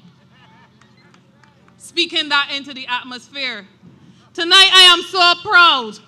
Tonight I am so happy, people of the city, to be here with you to support my comrade, my brother, Corey Lane. I'm happy to be here to support him because before he was even a comrade and a brother, Corey Lane was a student of mine. I don't know if I should mention anything about his record as a student of mine, because then he might not get your vote. But tonight I'm here to talk about transformation. And as I'm here to speak about transformation, I'm here to say that that boy who could not do mathematics is going to do wonders for you, the people of the city. Transformation. If transformation is going to happen, then it starts with a person. It starts with a team that understand that people matter. And people of the city, I am here to speak to you very briefly on that tonight. You heard Rudy in his introduction of me. He spoke about the background that I'm from. Everybody knows that I'm the General Secretary of the Barbados Workers Union. And it is understanding what that means. And what it means for the General Secretary of the Barbados Workers Union to be part of a Barbados Labour Party team at this time. It is simply because leadership matters. When we have gone through as much as we have gone through as a country, and I want to take us back 43 months ago, I want you to recall how the situation was in Barbados before the 24th of May, 2018. I want us to recall what we were facing as a country. I want you as individuals in the city and all in the hearing of my voice to recall what your situation was, what your outlook was as a citizen of this country before May 24th, 2018. And I take you there because sometimes if we are to understand the changes as they unfold, we have to reflect on where we were. And I'm sure speaker after speaker would have come here tonight telling you or reminding you of where we were. If as a people we forget our past, we cannot appreciate where we are today, and we have even less of an appreciation of where we need to go as a country. And I want to spend some time speaking about transformation. And as I speak about transformation, for you to see it, you have to reflect on where we were. And where we were as a country is not only a country that people consider to be junk from an economic standpoint, but where we were as a country was a people that could not connect to a party in government and the decisions that that party in government was making on our behalf. And tonight, we are supporting a Barbados Labour Party in government again come January 19th, not because we are merely supporters of the Barbados Labour Party, but because we understand that if we are to transform, if we are to continue to punch above our weight, if we are to continue to elevate ourselves and be able to be lifting up each other through some of the most challenging times which we are encountering and those which we are yet to encounter, then leadership matters. So on the question of leadership, why would the Barbados Workers Union decide that it would want to partner with the Barbados Labour Party at this time? Our mission in the Barbados Workers Union is a mission to improve the quality of life, not of some, but of all. And that quality of life means you. And that is what a team supported by Corey Lane will do. Corey Lane is a young man who is not coming to you saying anything or presenting himself in any way that he is not. Corey Lane has spent his time understanding the importance of picking people from the margins of this society. People who would otherwise be considered to be disadvantaged because of behaviors or whatever. He is accustomed understanding the need for us to dig deep down and lift our people up. Before they reach the stage where we sideline them, identifying the behaviors that are not best for this society and working and nurturing our children so that they can become proud and outstanding citizens contributing in this country. So Corey Lane, I am proud of you tonight. I'm proud of the man you have become. And I'm proud to be here standing on this platform at a time when more than ever leadership matters. And let us look at that leadership. Let's look at that leadership that is putting people first. That leadership was not only concerned with the rut that there was on May 24th, 2018, when they stepped into service. And notice I'm saying stepped into service for this country. Because every one of them, you gave them 30-0, one fell by the way, but every one of the 29 candidates that were presented to you, that you elected on May 24th, got thrown into service immediately. There are too many people that speak about power without understanding that leadership must be servant-driven. And even if there was any of those 29 who on the 24th of May did not understand that, certainly the circumstances and the challenges that they had to be navigating, the waves they had to be navigating on our behalf, made them understand what service was and why leadership matters. So outside of all the issues that they had to deal with on taking up service in this country as the government of Barbados on the 24th of May, then they had to deal with ashfall. They had to deal with hurricanes. And look at what our government did. Our government, which was a government that was determined that it would keep people at its center, notwithstanding the economic challenges that we were trying to overcome.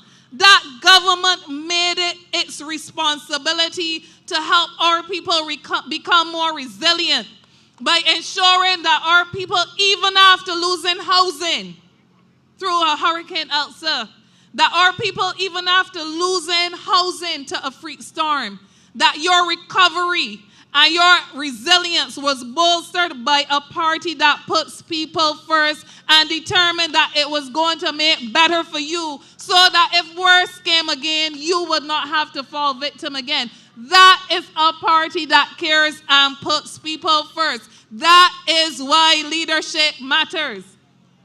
Why else does leadership matters? And how else was it shown? This is a party in government that in its manifesto is committing to ensuring that you, the people of the city, those in rural Barbados like the constituency that I come from in St. George North, offer an opportunity for first-time home owners to have a grant. You imagine a government is not only saying we are going to provide housing, but we are going to provide some of the financing to help you achieve that first home. If that is not a government that cares people of the city, tell me what is. Now, the chairman mentioned about all the talk that there was when I decided that I would say yes and accept the call for higher service to the people of Barbados. Because I came already as one who understood what service is. Coming from an organization, yes, that has always involved itself in politics to ensure it uplifted the people of Barbados. But why at this time? Why at this time is important for you to understand. It was not just yes in a time when everything was going well in our country, but that yes was said in September 2020 when we were already over 6 months into a very crippling pandemic. that not only had impact on Barbados, but had impact all over the world. And that yes was said against a backdrop that transformation would be needed, because it was understood even then in September 2020 when I said yes, that even if we could have recovered from COVID and the impact it had on our society, our jobs, our education system, our social systems, even if we were to recover then, transformation would be needed in a critical way that depended on strong and solid leadership. So the decision to say yes to higher service for this country in 2020 took careful account of the fact that if that transformation was supposed to come, then an organization like the Barbados Workers Union that was saying people mattered and improving the well-being of people mattered had to position itself on the inside to be able to influence those decisions and to be part of the moral compass of a party that said it was putting people first. So they would tell you that Tony Moore is a sellout. I'm not here to deal with those issues now. Those issues are far behind us. And I say that because even if there were any among you who were not convinced, I'm sure that that cannot be the feeling as we are 4 days going into an election, a general election this time. Because I am sure that you would have seen the changes that have taken place even since Tony Moore has joined the Barbados Labour Party. And one of the first and foremost that I'm sure has impacted many of you in the city, because I know it has impacted many of my constituents in St. George North, is a minimum wage bill. First of its kind ever. A national bill that took account of the fact that too many of our young people, too many of our vulnerable people were walking around and working in conditions that were less than decent. And conditions are not decent when they are not paying decent pay for decent work. Conditions are not decent when they're not offering our people enough to keep their heads above water. Conditions are not decent when they do not offer us proper social security. So one of the first things that happened, just 4 months after I said yes, and only 2 months after I was elected as the representative for St. George North and therefore earned my place in a parliamentary group, we had a national minimum wage pass. A national minimum wage that would see workers in stores, cashiers, but not only those who were already covered by a minimum wage that covered salespeople. But what happened is that we had a minimum wage that allowed the domestic worker, the security guard, the gas station attendant, all vulnerable workers to be sure that there was going to be a basic floor below which their wage earnings could not fall. Leadership matters, because that was coming at a time when we were still, as we are still grappling with COVID, that was coming at a time when any excuse could have been given to say, yes, we understand that people need to be uplifted, but now is not the time. And even there were some, especially in the private sector, that were saying that. I dare say that there were some who come from the halls of labor that felt that. But because the Barbados Workers Union understood that if people were supposed to ride a tide, they needed to be strengthened and uplifted to be able to ride that. And because the government of Barbados understood that as well, we were able to successfully introduce a minimum wage in this country. And it does not end there, because that was recognized as just a stepping stone. We understand that that minimum, that floor is not all that it ought to be. And we have committed that we are going to continue to work to reviewing that, to ensure that our people are not only able to get enough to satisfy the basics, but that home ownership is something that can also be within our reach. But not only home ownership, taking care of your health.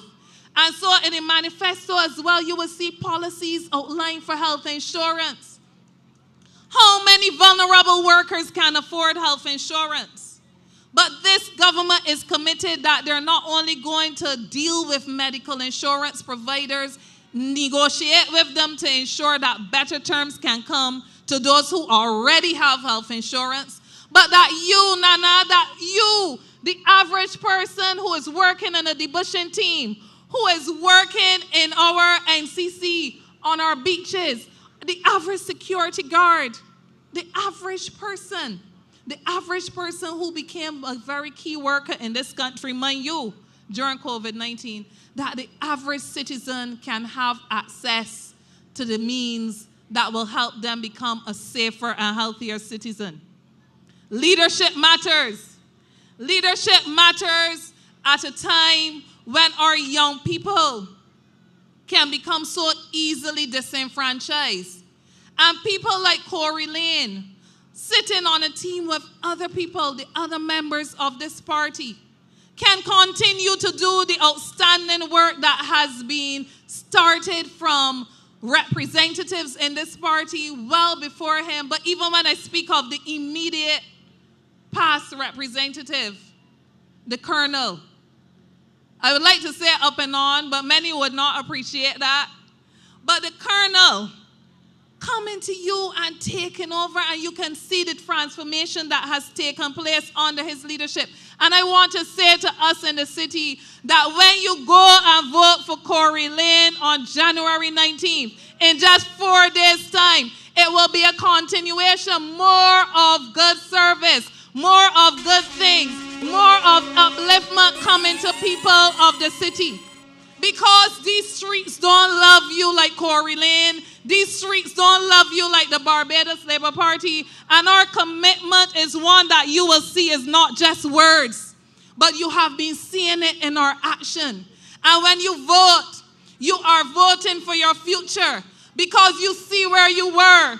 You see where you are today. And you know if transformation is going to come to you, the people of the city. You know if transformation is going to come to those up in St. George North. You know if transformation is going to come to Barbados, that you need to bet on a team that will deliver for you. You need to bet on a team that has been delivering for you for the past 44 months. And you need to be betting on that team to be able to steer you into another 5-year period.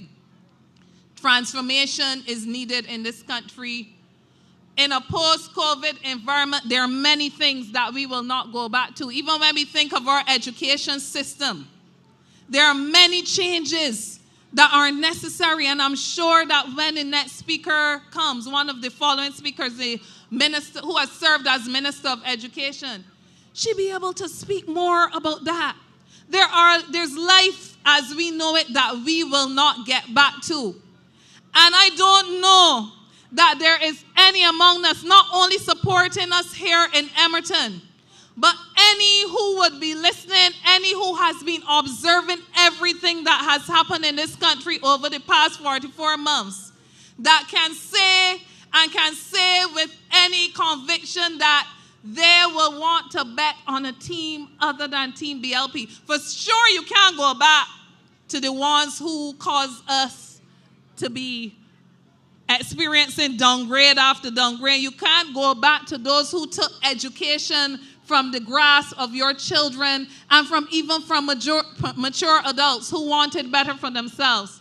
So tonight, people of the city, as I come to you, I am not asking you to vote for change. I am asking you to vote for more.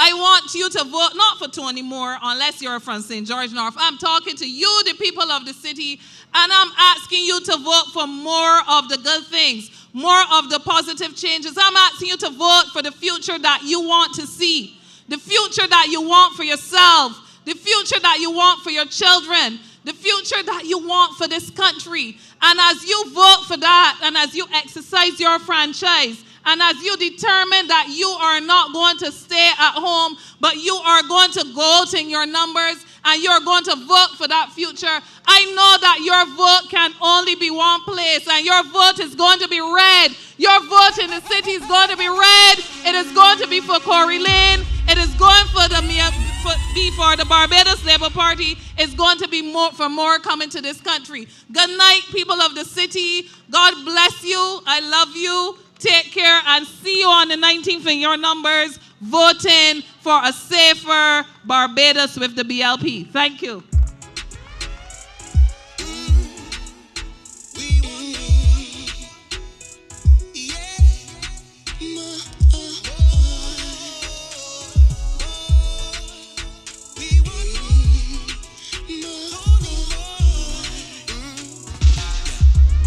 It is her destiny to shine. She's ready. Lovely, Tony. Lovely, lovely. I was told that there's a guy down here who says that he is an economist. That's what I heard. And I understand that they were out doing some canvassing, and they come up with something known as new maths. And I understand that they were canvassing and asking people to vote for them. And they said they can do wonders with numbers. And the person asked, but how is this? And they said, well, 10 plus 10 and 11 plus 11 is the same thing. And the body said, what are you talking about? How 10 plus 10 and 11 plus 11 can be the same thing? And this is what the fella said that pretending to be an economist. He said 10 plus 10 is 20, and 11 plus 11 is 22. You imagine that you could allow somebody who is incompetent and incapable of representing you to go to the House of Assembly? I say to you that he is representative of the Democratic Labour Party, cause them ain't ready yet. Whoa! Let me hear the music. The wrestling ready.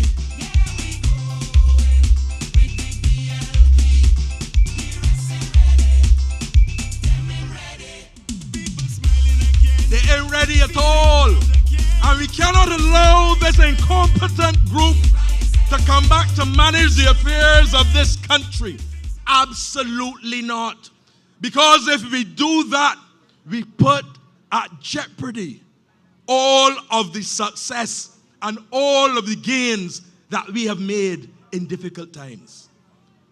But ladies and gentlemen, my friends, you would have heard a candidate for the Dems saying that all the Barbados Labour Party got are sexy females. Nothing wrong with that at all, at all. You see Tony Moore, you see the next speaker that I'm going to call to come up here, and absolutely nothing. But I want to tell him and to tell the Democratic Labour Party, it is not just about sexiness, it is brain too. They got brain, they have ability, they have competence. And the next speaker I will bring to you is from the constituency of St. Michael Southeast. She is presently the parliamentary representative. Come January 19th, she will be our parliamentary representative in that constituency again. Ladies and gentlemen, join me in welcoming Santia Bradshaw to come and speak with us. Come, Santia, and talk to the people. Are you ready? Are you ready? Are you ready? Are you ready? Are you ready? Are you ready? Are you ready? Are you ready? When the roll is Oh Lord, I was getting ready to sing.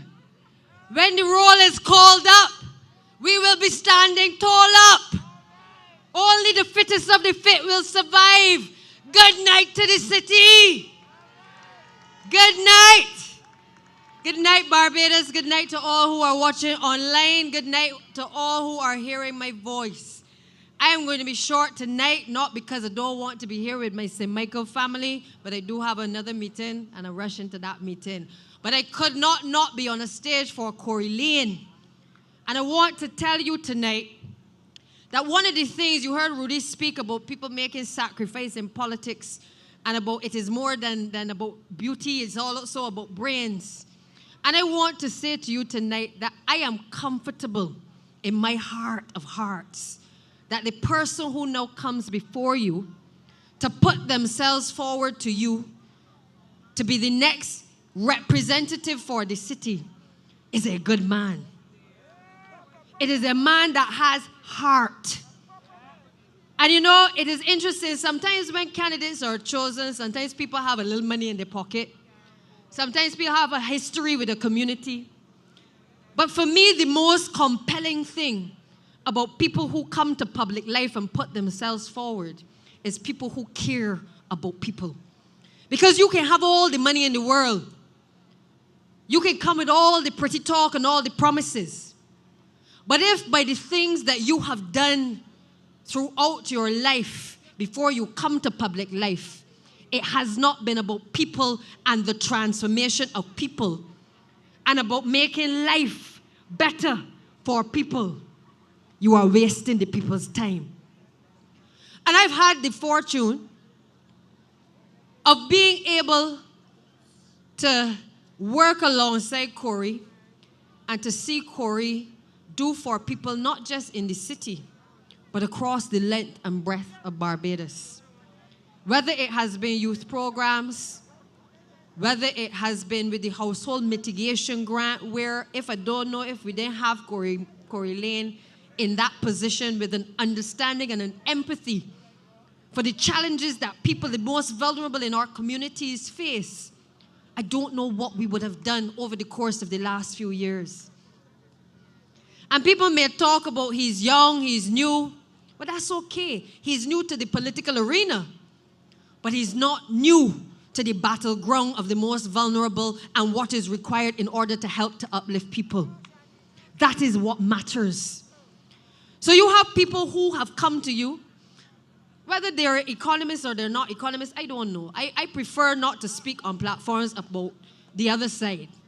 I prefer to speak about the people who I know have entered the arena as part of the Barbados Labour Party platform, and who I believe in my heart of hearts are people who have come to give service to the people of not just the community that they have put themselves forward to represent, but that they are prepared to serve at the national level in the interest of Barbados as a whole.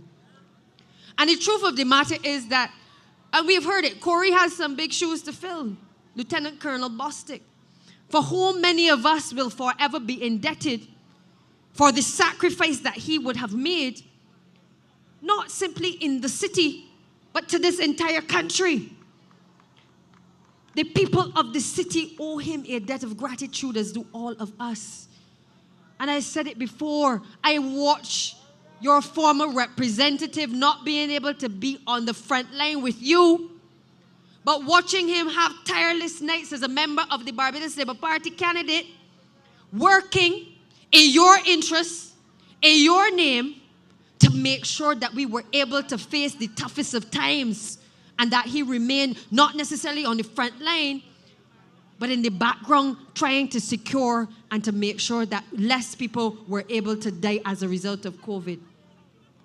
Corey has come now to fill the shoes in the city of Lieutenant Colonel Bostic. And I have every confidence that in him, you will have a representative that will be able to advance the cause of the people of this community. We have a lot of jokers stepping into the political arena.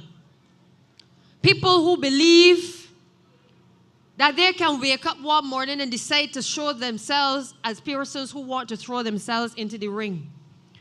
We are in a situation where people feel as though even the people in the city don't have enough intelligence to be able to decipher for themselves not just who looks good on a platform or who sounds good on a platform, but who it is by their duty and their service to this country have been able to demonstrate that they are ready to serve in a cabinet or a parliament of Barbados, which is serving in the interests of the people. And I've had the opportunity with Corey as well to work on things related to education, because you can't be dealing with youth in this country if you're not colliding with education. And many of the programs that Corey has sought to do have also impacted on the young people of this country. And that for me is one of the most, I will have to say, one of the most things that endears me to him. That he is not just simply about talking the talk, but you have in him somebody who has also walked the walk as well. Because it is by his experiences and his interactions with young people and knowing that if you don't give them a chance, that many of them will give up, that he has committed to a life of making the sacrifices that are necessary to empower and to uplift our people to do better. I have no doubt in my mind that once he is the duly elected representative for the people of the city, that not only will he walk the walk and talk the talk, but Corey Lane is going to get things done because he is in the right lane and you are in the right lane with him. There are many things that we have had to do since coming to office. That maybe when we came to you in 2018 and we said to you that we would do, that you may even in some ways feel as though the Labour Party wasn't able to deliver. And I say to you quite simply, that it is not as a result of us not caring about people. We have always been a people-centered party. But apart from having to grapple what was for Barbados one of its worst economic crises, we also had to be confronted with Hurricane Elsa. We had to deal with the ashfall. We had to deal with the impact of flash flooding across the country, none of which we could have anticipated, none of which we could have expected to have impacted on the people of Barbados in the way that it did. And the people of St. Michael were also people affected, and the people in the city have been affected as a result of what transpired over the course of the last few years. So we didn't have just a pandemic. If it was perhaps just a pandemic, we may have been able to say, okay, we held strain and we overcame that.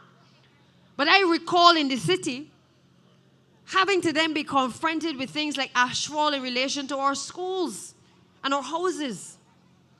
And having to find ourselves in a situation where we had to find very limited already resources to have to direct to be able to clean infrastructure and to be able to put Barbados back on track.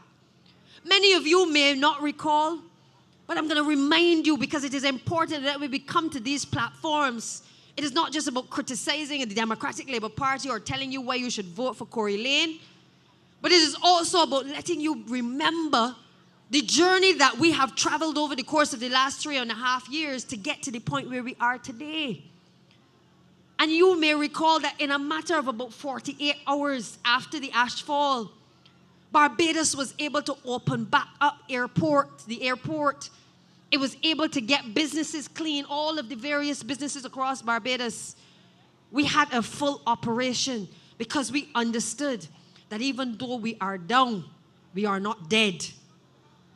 I have often said, even with my own tribulations going through cancer over the last couple of years, when you sacrifice and you come and put yourself before the people of this country to serve, you do it whether you are sick, whether you are well, whether you get up in the morning and you do not feel good.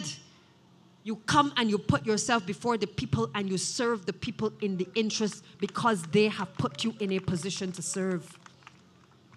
I have all confidence in the Barbados Labour Party. And if I ever lose confidence, I can tell you no, the Barbados Labour Party will know. But I am proud to be a part of a party that has kept its word in relation to the people of the city. Because you may also recall that there was a time when we had big plans for the city. The city was supposed to be part of the transformation of Barbados. Bridgetown was supposed to come alive again. We did all of the projects within Baxter's Road, and we talked about all the rejuvenation of the city to make sure that people were able in the city to earn a decent living for themselves and for their families. The Democratic Labour Party administration didn't care about the plans and the visions for the city. When they negotiated even for the Hyatt Hotel, they didn't think about the planning gains for the people of the city. It was about a deal. It was about what they were going to cut and what kickbacks they could get. we came to office and we said to the people of this country, if anything is going to be done in your name in the city, the people who are investing in the projects in the city must also make sure that there is transformation of a nature that you can feel, that you can see, that you can touch. That we don't just build buildings and praise ourselves and pat ourselves on the back, but we make sure that the people who have still pit toilets across the city are able to have a decent way in which to dispose of waste in this community. That we understand that those who don't have running water must have running water coming to their taps. That we understand that the infrastructure cannot be just about tourists coming to these establishments, but we must make sure that the inner communities as well get to breathe, and that we can breathe life into the community. So that in the same way that tourists enjoy the beaches, they also can come into communities such as this and feel a part of the community. I ran Brady's Bar for many years of family business. And you know, the one thing that I prided myself on was the fact that many of the tourists didn't want to only go along to the beaches and stay within the hotels, but they wanted to come into the community. They wanted to come into the rum shops and drink a rum with the fellas. They wanted to play a game of dominoes. They wanted to see how the people at the mosque function. They wanted to interact with the diversity of the community of the city. People wanted not just to come and experience Barbados in the sun and the sea and the sand, but what we also have to sell and we have to develop now is a way that people also feel safe coming into these areas, but also that the people themselves start to think differently about what it is that they have to offer to people who may not look like them and who may not be from this island. That is the transformation that has to take place. Because development is not just about large buildings. It's not just about roads. It's not just about roads for the tourists to come on. It is also about making sure that the people of a community, which is dependent on tourism, also have the benefit of being able to feel as though they are a part of the development as well. And I know that Corey will speak to you later about the plans for the city, because there are many. In many instances, there are things that the Barbados Labour Party has said for a long time, but because of COVID and because we have had to shift direction, have not been able to materialize. But during this period, we have not given up. We have not said, well, we ain't bothering with the people down in the city no more. We have spent the time that we have had over the last 3.5 years trying to unlock and to access financing so that we can ensure that we have money to be able to do a lot of the projects that were to be started that now need to be completed. And I don't want people to forget. The Golden Square didn't happen because the Barbados Labour Party was just sitting down on its laurels doing nothing. When you listen to the history of Golden Square, you start to understand that we have a prime minister that even when she was Minister of Education and Minister responsible for youth and culture, projected a vision for the city because her people come from Bohe. So she has a direct connection to making sure that she leaves the people of the city in a better position than her grandfather and her great-grandfather came and found them. That is the commitment to the Barbados Labour Party. And we have made sure that not only do you have a place that is in the heart of the city that you can enjoy. I am happy when I pass there now and I see ordinary Barbadians sitting down in the park, all kind of people relaxing, not the dumping ground that it was under the Democratic Labour Party.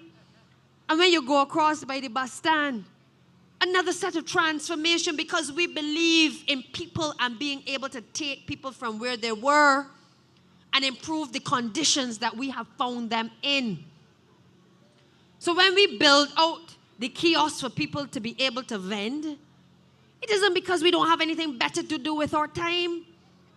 It is because we understand that while, yes, people want to ply their trade on the streets, it is also important to make sure that people have decent conditions in which if they need to use bathroom facilities or they need to store their produce, that they have that opportunity to be able to do that as well.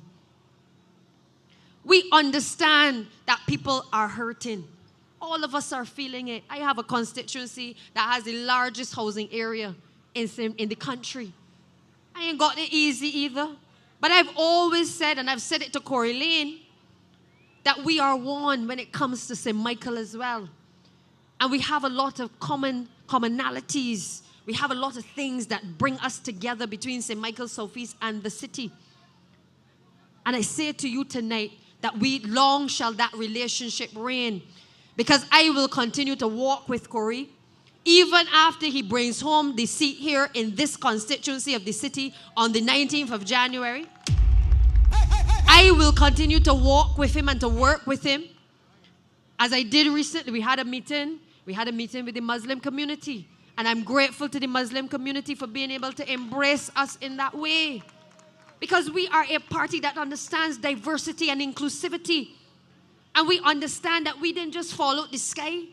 We are brought together in a community where there are people who may not look like each other, but they believe and they love Barbados and they want to see Barbados grow. And the Barbados Labour Party's motto has always been a better life for all Barbadians. Not black Barbadians, not Muslim Barbadians, not white Barbadians, not middle-class Barbadians, not Barbados Labour Party supporters. It has been about all Barbadians. And that is why we can be comfortable meeting and greeting with people of all walks of life in this community. Because we understand that our responsibility to the people of this community in particular is one that we have to take seriously. And it is one that we have to not only bring home the seat for Corey for, but we have to make sure that the legacy that has been created by the Lieutenant Colonel, that is also continued. Now, I've spent a bit of time in education, and I can tell you that we have spent significant sums trying to make sure that the children of the city had improved conditions at the schools.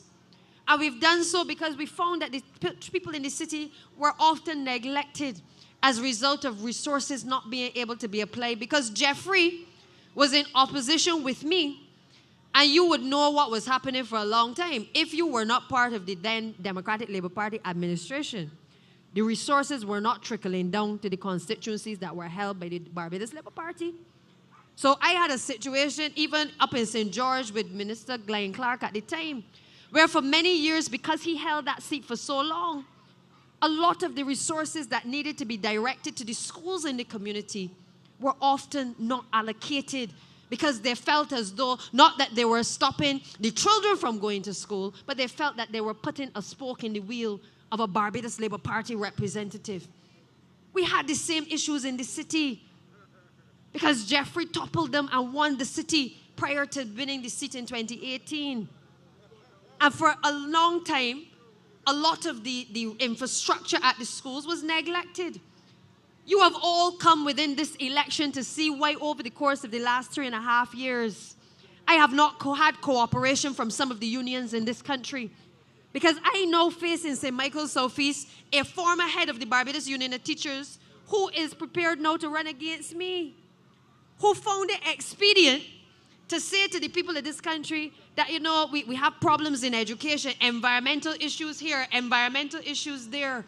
We ain't working because the schools are not fixed. He didn't say it when Ronald Jones was the minister, because he always had his eye on being able to run at some point in St. Michael's Southeast. So for the last 3.5 years, I have had to be subjected to a situation where instead of us being able to get down to business and do the things for the teachers and the children in this country, we have had opposition after opposition from the president of the Barbados Union of Teachers simply because he had his eye up in St. Michael's Southeast. Well, I want to tell the people of the city tonight, and I want to tell Barbadians tonight, St. Michael's Southeast is secure. We're going to bring home St. Michael's Southeast, and we're bringing home the city and all the other constituencies as well. Because the people in Michael's Southeast also understand that we are not here to be taken for a ride. That if you come to St. Michael's office or to any constituency, you can't come and tell people, I come to teach. I've been teaching your children for all these years, so you must vote for me. As though teaching the child is what must make them a proper representative. These are things that people have to think about, that people feel as though there is some opportunity that presents itself by putting themselves forward. What they don't understand is that there is a sacrifice that all of us come to public life to make, to be able to do right by the people of this country. And I therefore ask the people of this city tonight to give Corey the opportunity to be able to represent you at the political level. Give us an opportunity to have somebody that will help us in relation to having his eyes on the ball, in relation to the social transformation that is necessary to take place across Barbados. Because if you can't hear it from Corey, I don't know who else you're going to hear it from. Because he has been in the trenches and he's been working in your interests. So I say to you tonight, I ask you, the good people of this community, for the support for Corey Lane. On the 19th, I ask you to go out. Who vex? I'm begging you, get pleased. This election is not about being upset with anybody. This election is about making sure that your future is secure.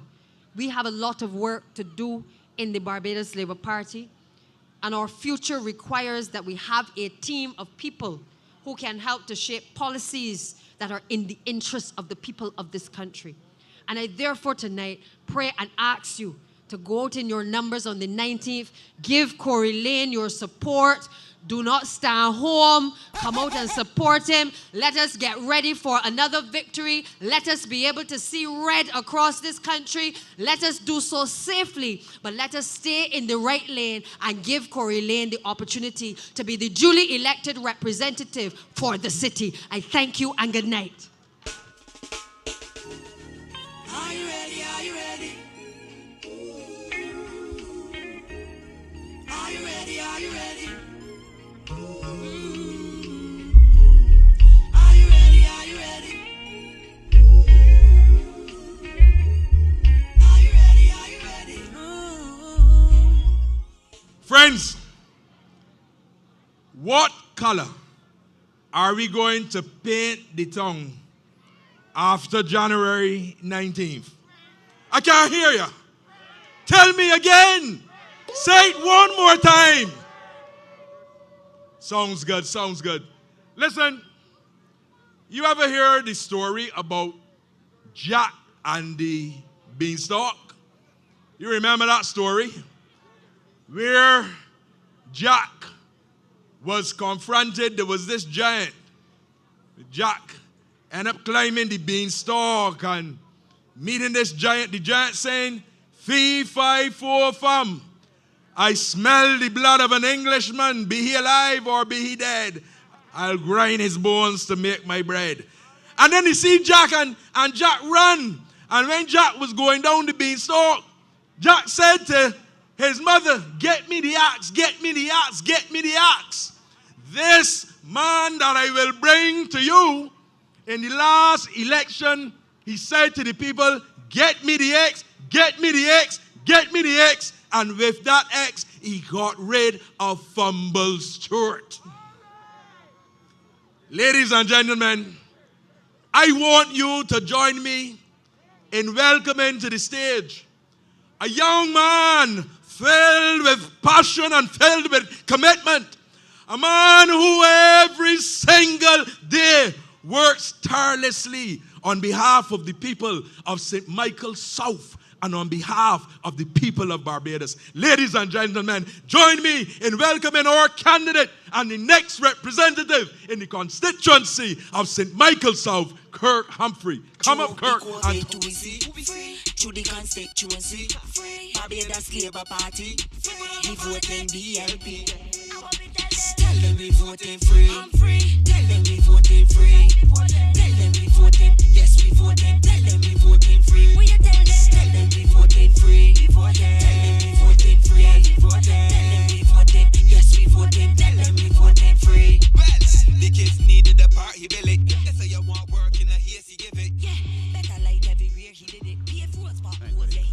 Good night.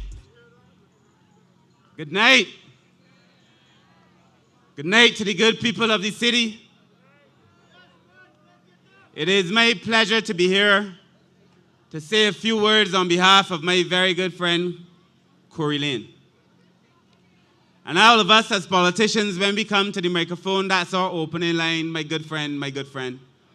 But Corey really is my good friend, and it really is my privilege to say a few words on his behalf. I spoke on behalf of Corey twice in this election.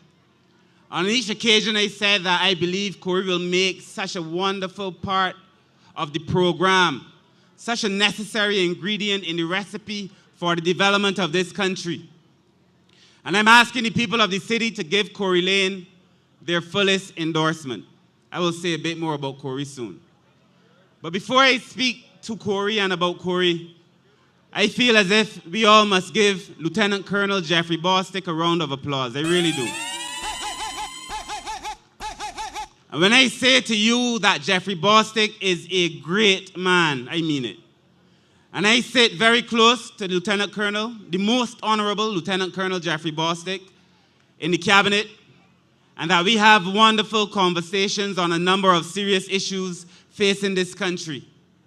And one of the things that I felt that Jeffrey carried as a burden was that as Minister of Health, he did not have as much time to do the things in the constituency as he would like, because as we know with COVID, that pretty much took up 24 hours in a 24-hour day. But I know that Jeffrey has a heart for the people of the city, and I wish to thank him from this podium. But I feel if there was a man worthy of inheriting the baton from Lieutenant Colonel Jeffrey Bostic, it is my good friend Corey Lane. And that I say to you tonight, Corey is one of the best men that I know. I say so and I mean it. And when I say to you that Corey has spent his life in service, I say so and I mean it too. And that when I say to you that having Corey as a representative for the city seems to me the most natural marriage, I also mean it, and that I believe these nuptials will not end in divorce. Corey is the best choice by far for the city of Bridgetown, by far. By far. And Kimar barely registers. Oh.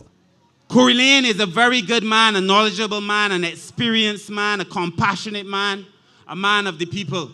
And what the city needs now is a man of the people, and I will tell you why I think so.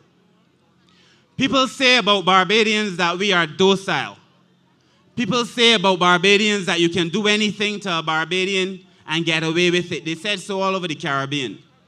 But what they do not understand about Barbadians is that Barbadians are a mature people, and that Barbadians are a patient people, and that if we trust our leadership, we would allow them to do the things that they have to do. And that is why Barbados has been able to develop the way that Barbados has been able to develop.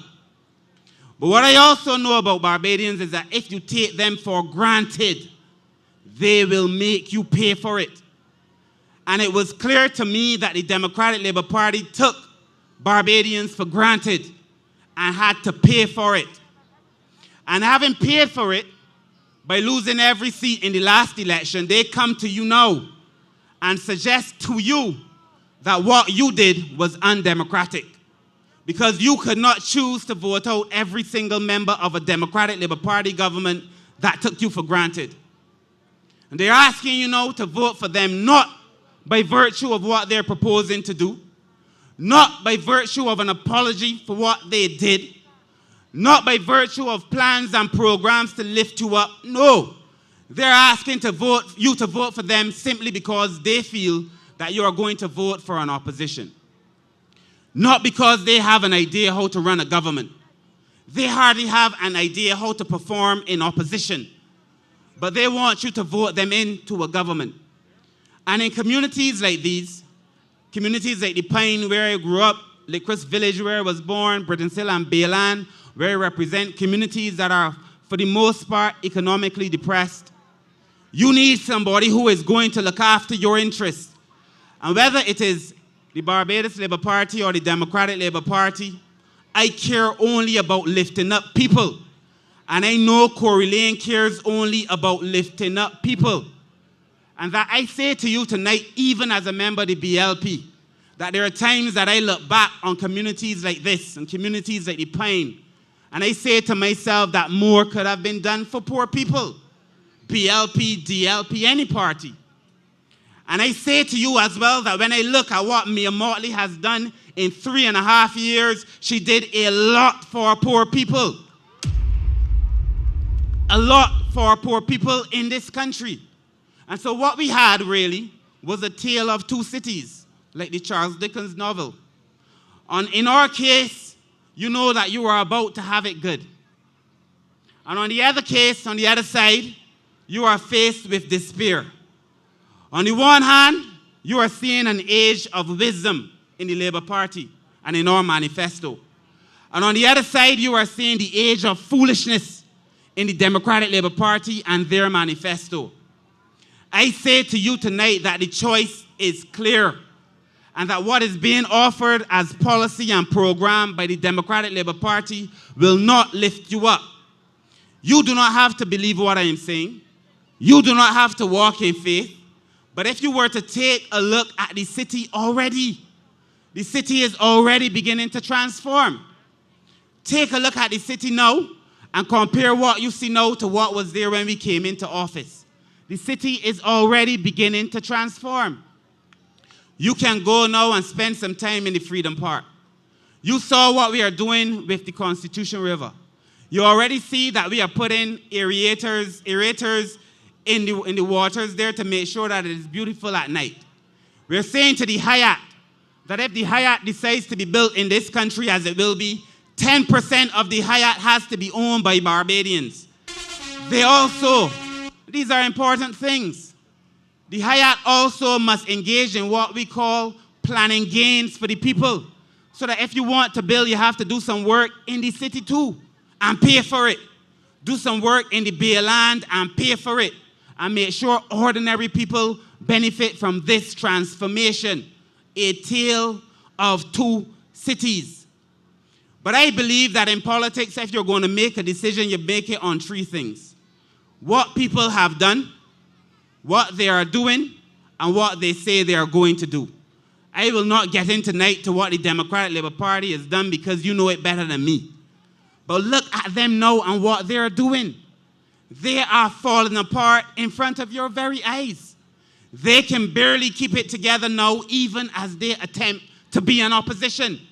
So if you can hardly be an opposition, how can you be a government? How can you serve the interests of poor people? This country and you, the people of Emmerton and surrounding areas, deserve a lot more. You deserve somebody like Corey Lane who will do something for you. You deserve a man of the people, for the people, and of course, by the people, because you have a say in how this country is governed. Do not fall victim to this stupid ideology that you somehow are part of some government that is not democratic, because when you exercise your democratic right, you chose to vote in the Barbados Labour Party. But what are their plans for you? Look at their manifesto. What are their plans for you? For the most part, the things that make sense are Barbados Labour Party ideas that we already implemented.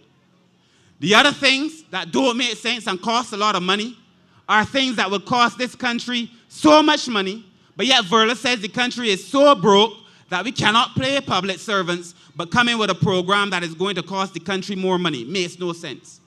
But on the other hand, look at what we are offering you, a solid manifesto. So look at it three ways.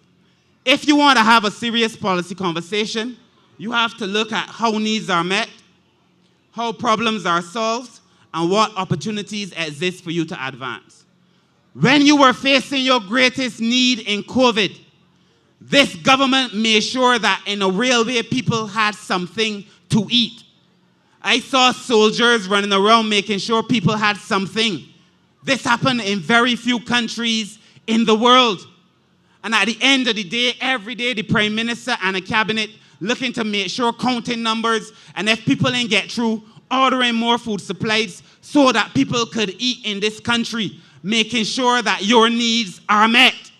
This government This government, in making sure that your needs are met, increase the services to social services, increase the money. While the Democratic Labour Party cut the money, we increased the money to make sure that needs were met. And for all of those who are complaining about the welfare and complaining about childcare and national assistance, we are now in the process of re-establishing this department to make a department of family services to serve you better. If you look at the problems this country is facing, and Kimar must understand this, we came to office and we said law should not be a humbug, and that this government or governments preceding other governments were tormenting young people in this country for a spliff, and that we were having police officers, just police officers, good men, having to do things that were unjust, chasing poor people, children through alleys and stuff, tracking down men and charging them for a spliff. It does not make any sense. And we amended the legislation to say that anybody with less than 14 grams cannot be charged for it. And we expunged the records of thousands of young people in this country.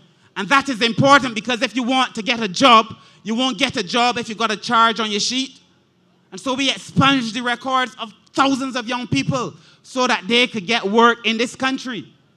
This government also made sure that vendors that were also being chased by police, and I do not blame the police because it was the law and they had to follow the law. But the law was unjust. And we said that that cannot work in Barbados. And so the law is now changed, and it is not a criminal offense to be selling your shoes and your food and your ital and coconuts at the side of the street. And again, we are expunging all the records of persons so that they too can get a job. This government and the DLP would have you believe that they love poor people. They love them so badly, but they did none of those things for poor people in this country. I think that they love them so bad that they want to make everybody poor. That is how they love. It is the glorious times that Frondell Stewart spoke of. These are glorious times. I had the best 10 years as Prime Minister. A delusional man who is now endorsing the candidate running against me. A delusional man who should be endorsing his leader, but is endorsing his personal leader in Richard Seeley, while they fall apart in front of our very eyes.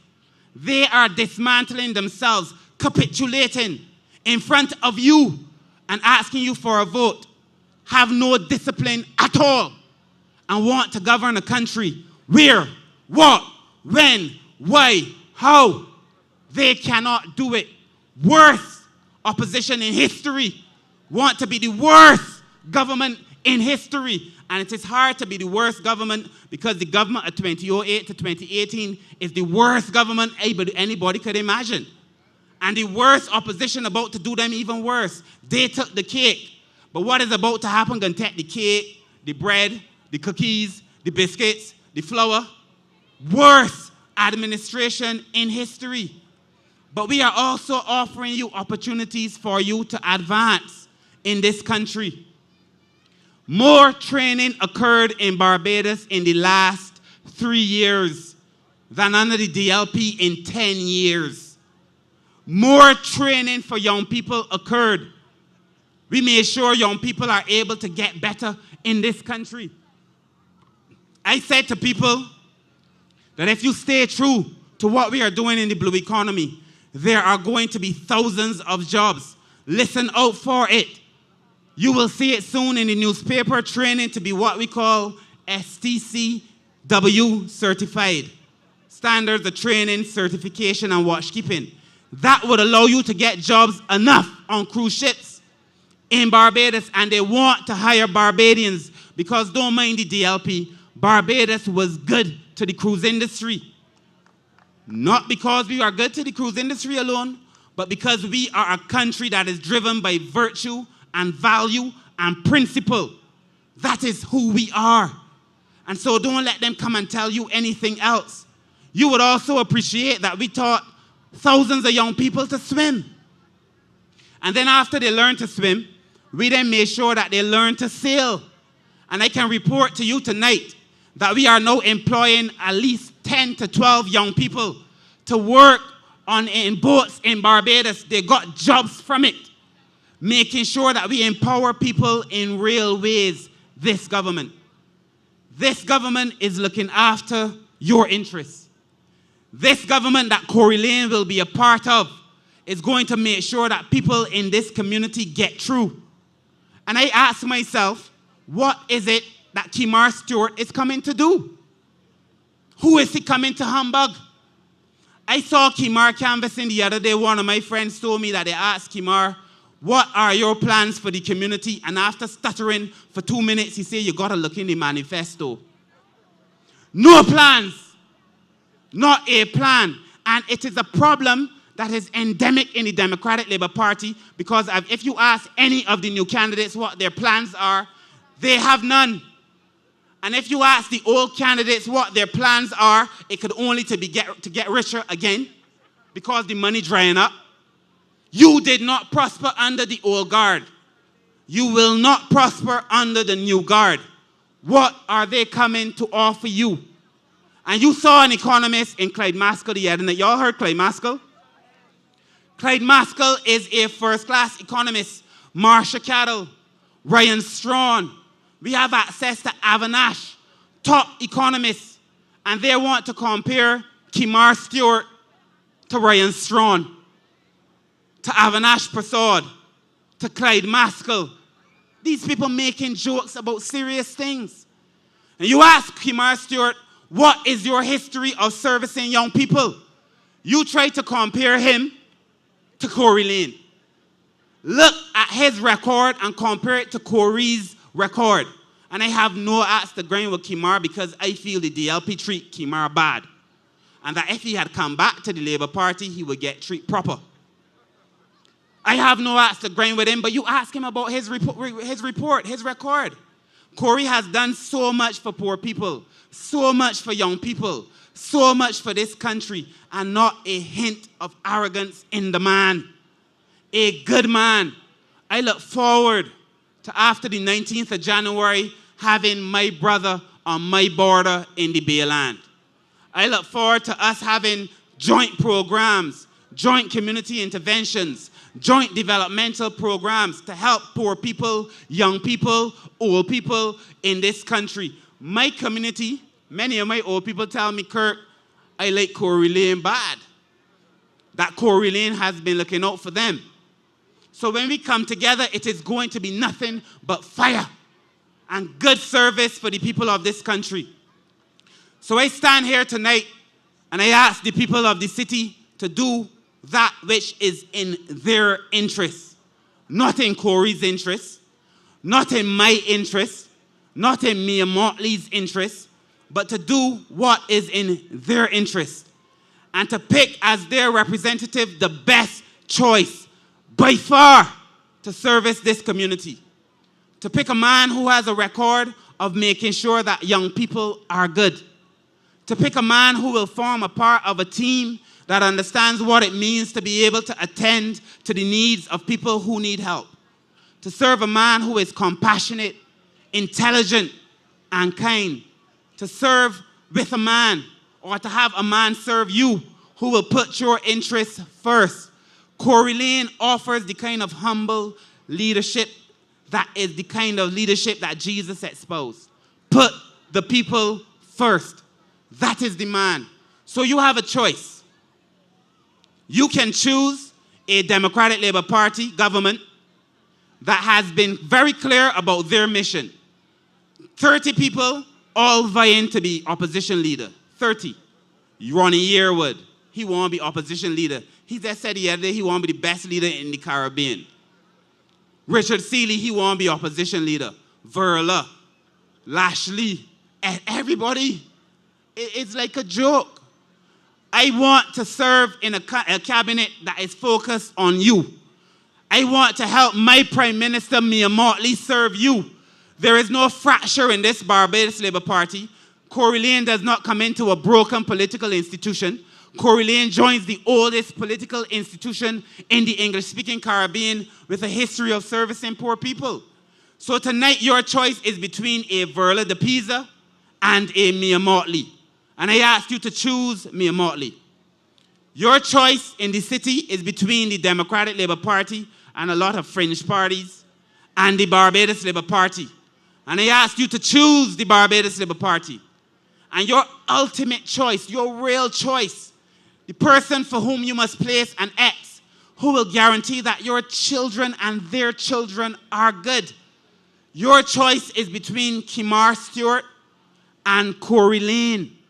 And I ask you, and I know you will, choose the better choice by far in that too, by choosing Corey Lane to be the next representative of the great constituency of the city.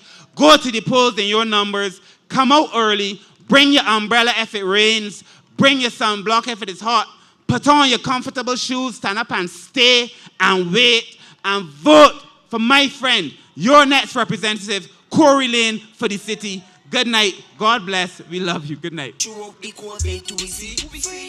constituency, Barbados Labour Party, we voting BLP. Tell them we voting free. Tell them we voting free. Tell them we voting. Yes, we voting. Tell them we voting free. Will you tell them? Tell them we voting free. We voting. Tell them we voting free. We voting. Tell them we voting. Yes, we voting. Tell them we voting free. My friends, when you hear speakers from this platform, there will be no tricks. In fact, when I think of the Democratic Labour Party, I remember when I was a little boy, they had a man who would go around from school to school. His name, if I remember correctly, was Professor Lala. And he used to do enough little tricks and things. And those things were meant mainly to entice the little children and all of that. I say to you tonight that what we are facing is extremely serious, and we cannot allow any set of tricksters to come to the fore. There was a time when the Dems said to you that the economy was performing like Gary Sobers. And as soon as they got into office, thousands of people lost their jobs. We cannot allow that the gains made are eroded. But I want you tonight to join me in welcoming a man who has a strong passion and commitment to people. He is a man people-centered, a man who understands well his roots and who speaks strongly in support of black working class ordinary people.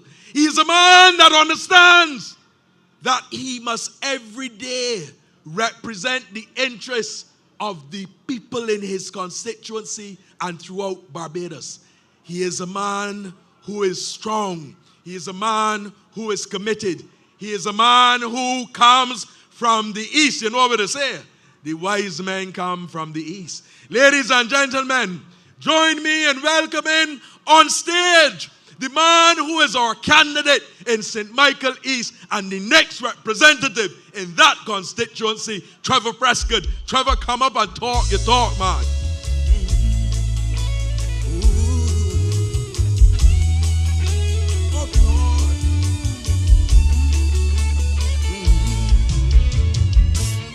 I was buried alive, but I'm still breathing. I don't know what tomorrow may bring, but I got a feeling. I am alive. There must be a reason.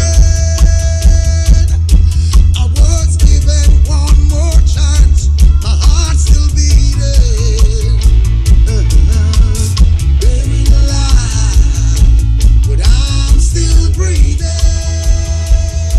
I don't know what tomorrow may bring, but I got a feeling.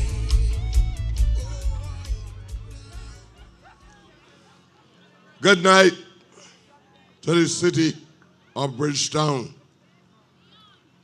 Here on the western side of the city.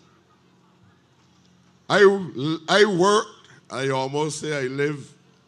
I was about to talk out some personal business. I worked for over a decade among you people at the corner of Marshall Gap, and where I was the manager of a gambling arcade. I socialized with the good people of these communities. And whenever I come here, I feel a spirit as though I am at home. I am here tonight to speak for my good friend, Corey Alexander. Brother Corey, where are you? Brother Alexander, where are you? Brother Alexander Lane. I've known Corey for a long time. And you know what impressed me about, in fact, Corey is the first man that taught me how to ride a horse. I went down to St. Andrew one day, and a man at my age and stature, Corey told me, get up and get on that horse back. And Corey deliberately, I believe, let go of the horse and struck the horse to the rear. And you should see me holding on. But what is important about him is that he had a number of little black boys down there, our brothers and sisters down there. And Corey imbued certain qualities in those young men. The next time I saw those men, they were working at B's Bottle, a business owned by another black man that looked like you and me.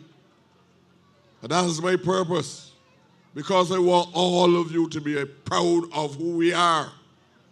And when I look around here, I only see me. All around, left and right, it is me, black men and black women in the city of Bridgetown, working harder than any other people on the history of earth. You know, I was in Africa more than once. Kenya, Cheryl went with me when we went to see the museum in which all the materials, historic materials of Haile Selassie lie. We saw the throne that Selassie was on. We saw his clothes. We saw his ornaments, including his weapons, guns, swords, everything, because we want to know something about ourselves. We went off. You were not there with me on that trip. I went to Uganda,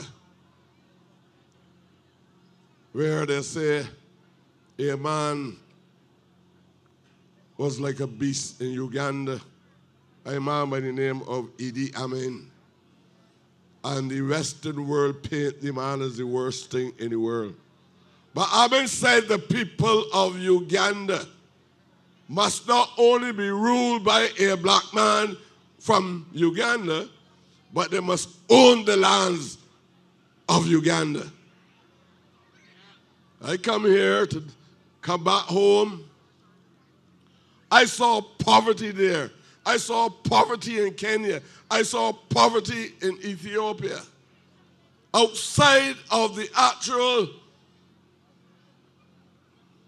temple, the area where Selassie lived, where there were lions in the backyard, but I saw poor people on the outside. I went to a feast there. They had excessive food. We stood at the Hilton, and they had excessive food, but poor people was out there. So wherever I have been in the world, North America, England, Scotland, Spain, and I went to all India, wherever I have been in the world, black people was at the lowest end of the social and economic ladder in the world. And if you want to believe that you have no value, you can. But something has to be wrong with the capitalist system across the entire world. If God made man equal and all of us are men, then something has to be wrong. And this is not about the economists and all of that. This is about humanists in the system. And that is what Corey Lane is. Corey Lane took up ordinary men who also were incarcerated. And that is why, Corey, I am here for you. And you know, the Messiah spoke to me when I was coming down, because even when I spoke in my constituency this evening, I never knew that I would have been able to come and speak down here because my voice was going. And Strix, you saw me last night. My voice was not there. And when I heard that there's a meeting on the western side of the city for Corey Lane, I felt this was the meeting of my twin brother. And I have a responsibility to Corey to make sure. And all I'm going to ask all of you in the city, that's my main call here tonight. I am not talking about if Corey Lane is bright, because I know he's bright. I am not walking about with any special brand stuck on me, telling anybody that I am an economist. Because anybody can pass economics. It's arithmetic. I am talking to you about people who hold a soul and who believes in helping to develop black human beings in this society. And that's what Corey did. Corey took those men from training and asked Mr. Paul, what's his name? Paul Bino, to employ them at B's Bottles. And the man told me, these are the best workers I have ever had. And if there are very few men with that kind of record, not talking about you pass a BA or BSc or MSc.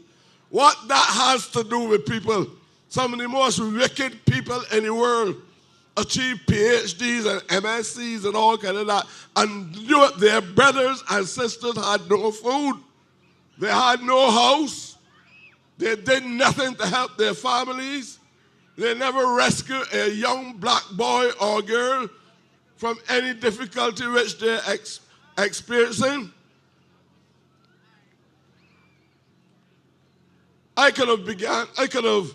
When I started here, I could have begun this meeting by saying, in a very pretty way, as an academic, that cataclysmic slice through the fabrics of Barbadian society. But I will have to spend the whole day explaining that to you. I could have said to you that there's something called social phenomena and something called environmental phenomena. And the challenges that we have had during the Democratic Labour Party's time is social phenomenon. But now we have environmental things to deal about. Environmental phenomenon would be, or phenomena, if you want them, would be the ash, Elsa, and COVID. COVID, not man-made. I know there's a lot of debate about that. But when the Barbados Labour Party came to office in 2018, you had men in high office doing wrong to ordinary people in the streets. When people were going home, when Chris Sinkler was sending home thousands of workers, the individuals in the Democratic Labour Party was accumulating wealth. In that same period, they bought land. Some of them got 3 houses. Some of them got houses that they can't go in because they don't know what the Barbados Labour Party will unearth. And if you catch them in the house, because it's not in their name, but if you catch them in the house, you think, you really believe that Donville Ellis is the only body that do that? Oh. Donville Ellis said Inside, when he was before the court in the United States, because we ain't get a chance, he scratched off. The man left Barbados and went to the United States of America and know that the U.S. government had some information upon it too. But when he went before the judiciary, what did he say? Man, always do me in Barbados. You know he tell the court, sir? Dovin has told the court all the way in Barbados to do it. He talking about the politicians. All of these men, the shame.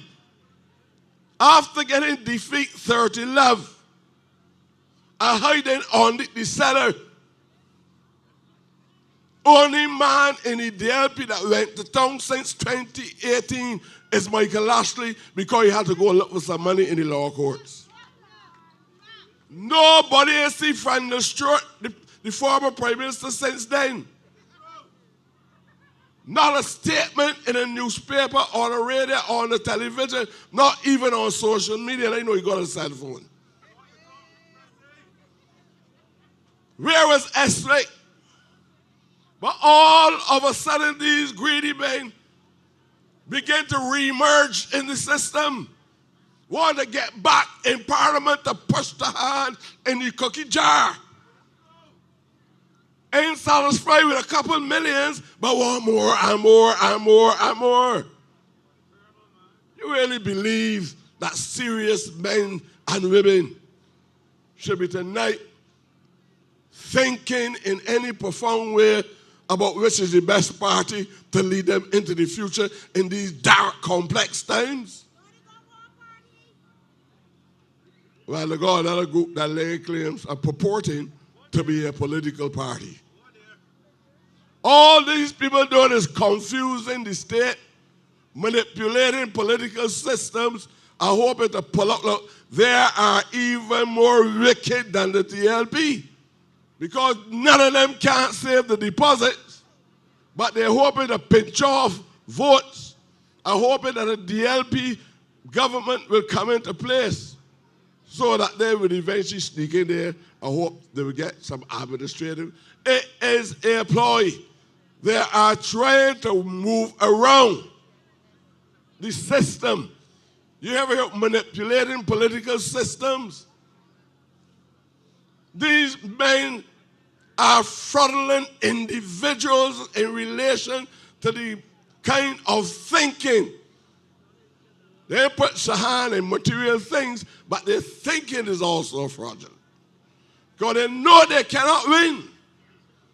They know they have no party. They don't even know one another's names well. They don't have each other's phone number. You don't know the names of these political parties.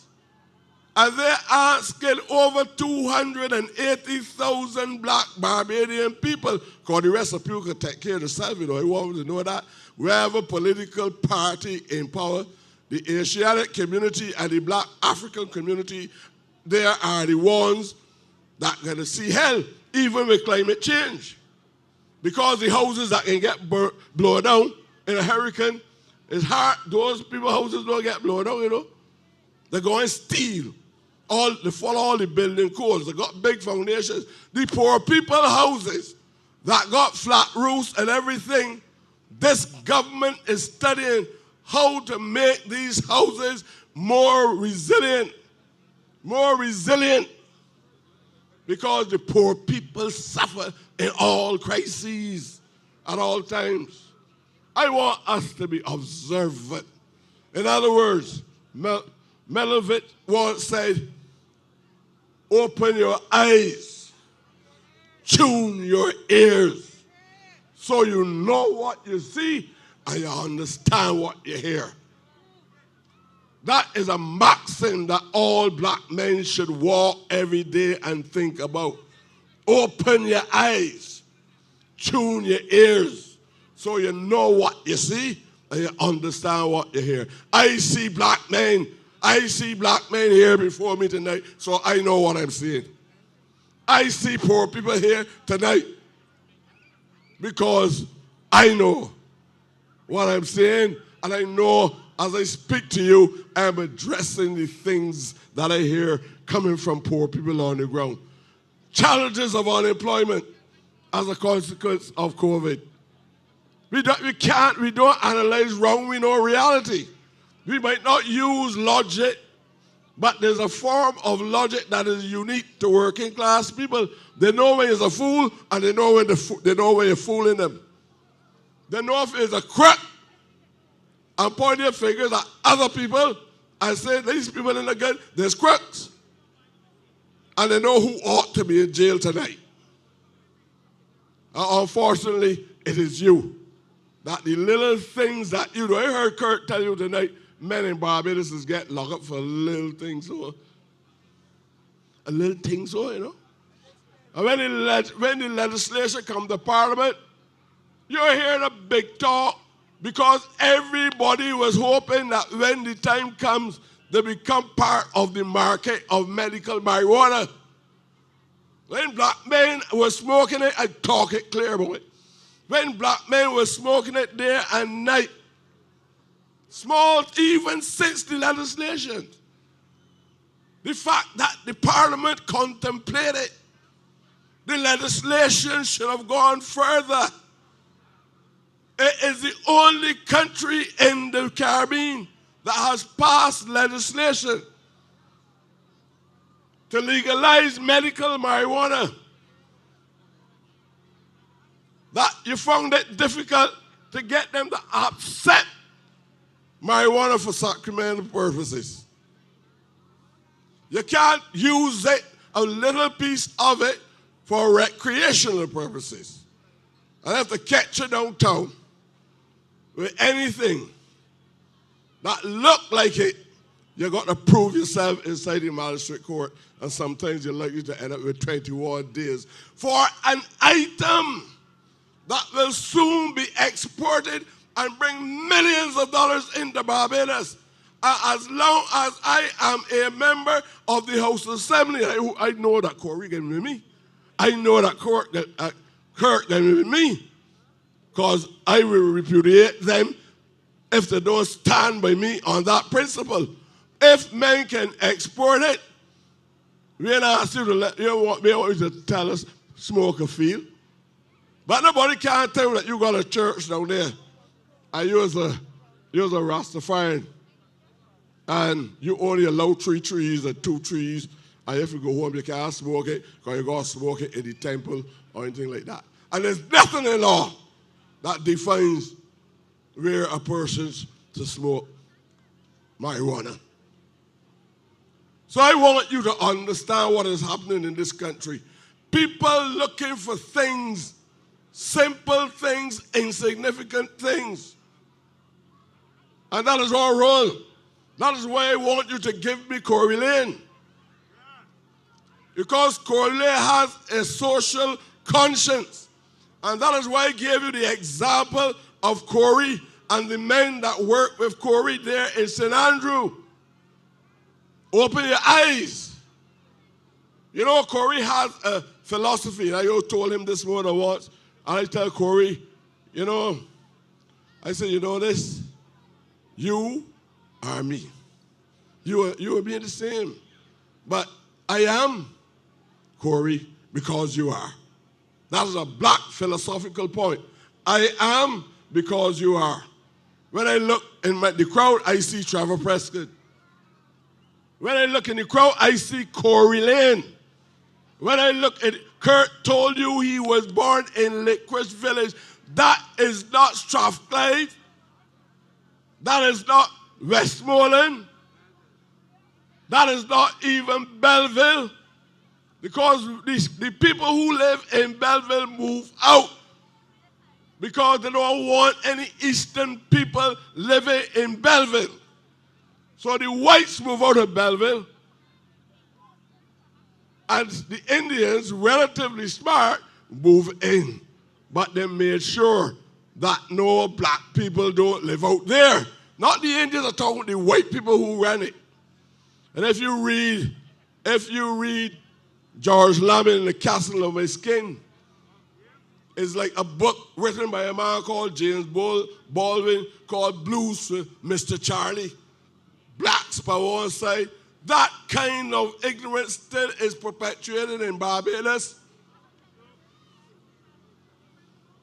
So people like me and you live down here, socialize down here, find it difficult sometimes to get toilets and baths, and these people got 16 bedrooms in a house, 16 toilets in a bath, and not a black man down here can't get help.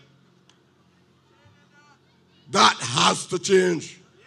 And that is why I spend the balance of my life to the day I die fighting to see those changes. And the Prime Minister has given me a responsibility because she knows that I wicked like that. She gave me a responsibility to be special envoy on reparation and economic enfranchisement. I want to see black people, working class people, participating in business. In other words, black ownership. Even if you're in black ownership, workers must be able to talk about part of a directorship in some of these big companies. Some of them, about Barbados, only got black managers and they feel real big. The head just be inflated overnight, big and enlarging every day. So I want you to understand this.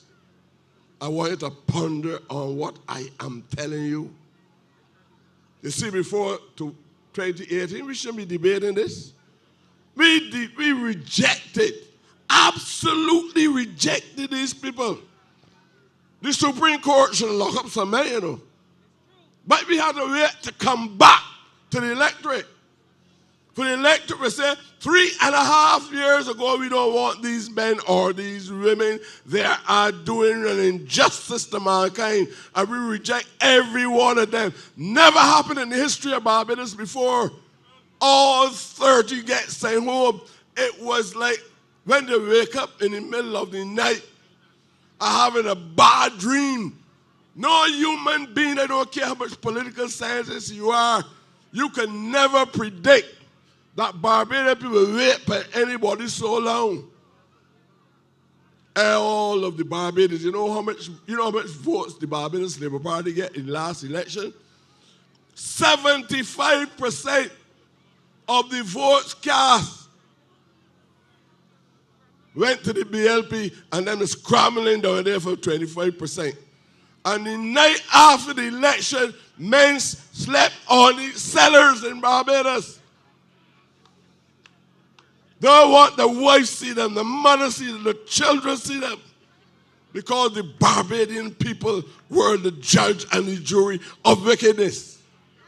And now all of a sudden, they're here with the election. And everybody running out overnight, going paying a $250. Within the first set of lashes, you're going to get them. You see that $250? You can't get it back after the election. Because if you don't muster a certain amount of votes in the election, we just hold your deposit, put it in the treasury, share it with the welfare department, help some poor people pay the light bills. Brothers and sisters, the city of Bridgetown need housing. The Barbados Labour Party gave them housing. They gave them housing at Pondside. They gave them housing at London Bourne. They gave them housing at Country Road. All over the city of Bridgetown, physical transformation occurred under the Barbados Labour Party. The DLP did nothing. I don't need to go back and tell you. In fact, this is what you got to leave here with. The right to vote by black men, especially black women, came as a consequence of the fight that Grantley Herbert Adams put up against the white plantocracy and the mercenary community in this country. I want you to understand the power of the ballot, because you used it wisely in 2018, and we must use it again to let people understand this was no fluke when we reject you. This is real business by sensible and wise black men and women. I want to beg you to give us the ballot, Just give us the ballot, right? And we will do the job.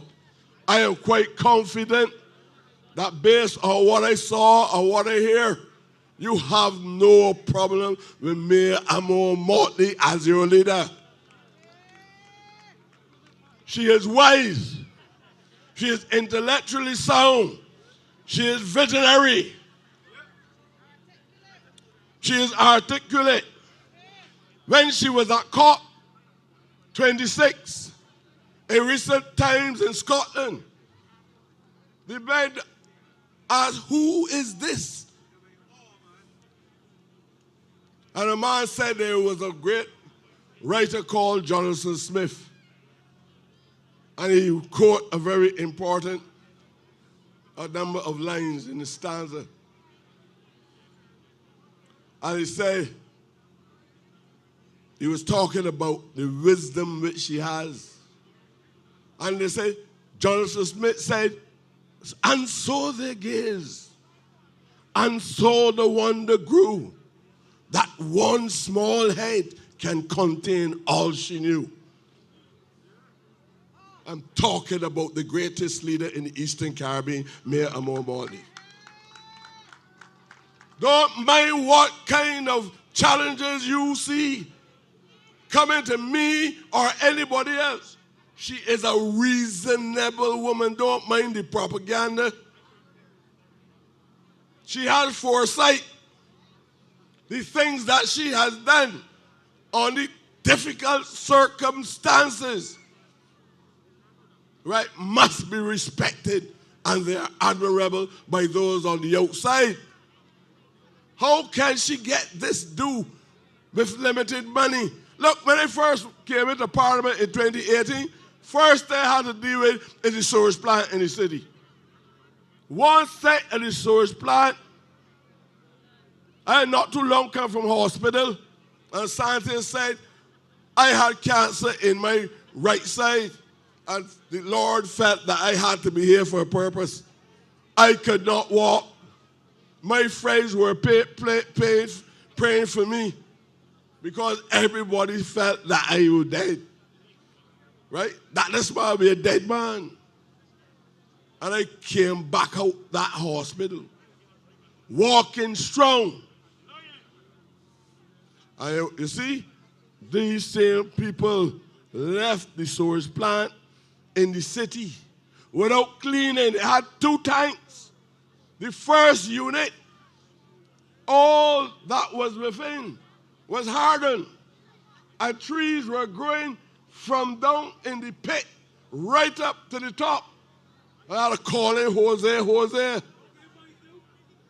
a black man, a black businessman. And you tell me how they pokies, but I will want how they pokies. Straight, right? But we had to call in Jose, because one pit was fully dead and dry, and the other pit was malfunctioning. They had to change up the whole thing. And all through the night trucks was moving out and clearing that. But in the meantime, we had all the storage by the South Coast. Hotels closing down, guest houses closing down. Ordinary people could not walk that area at all. Hastings going up that side. Stew was in the streets. Restaurants were closed. They have spent millions of dollars already. The Barbados Labour Party spent millions of dollars as well. But we knew that as long as man put that plant there, we knew that man could solve the problem, and we solved the problem on the South Coast. I want to, Rudy, I don't want to get any more ning-nings, right? I just came down here to give endorsement to a man. When you compare quality, when you see this man, Corey Alexander Lane, you are saying a human being point blank. You can talk to him. He's an easy fella to reason with. He's part of you. In other words, stay with this in your head. I am because you are. God bless you. Thank you very much.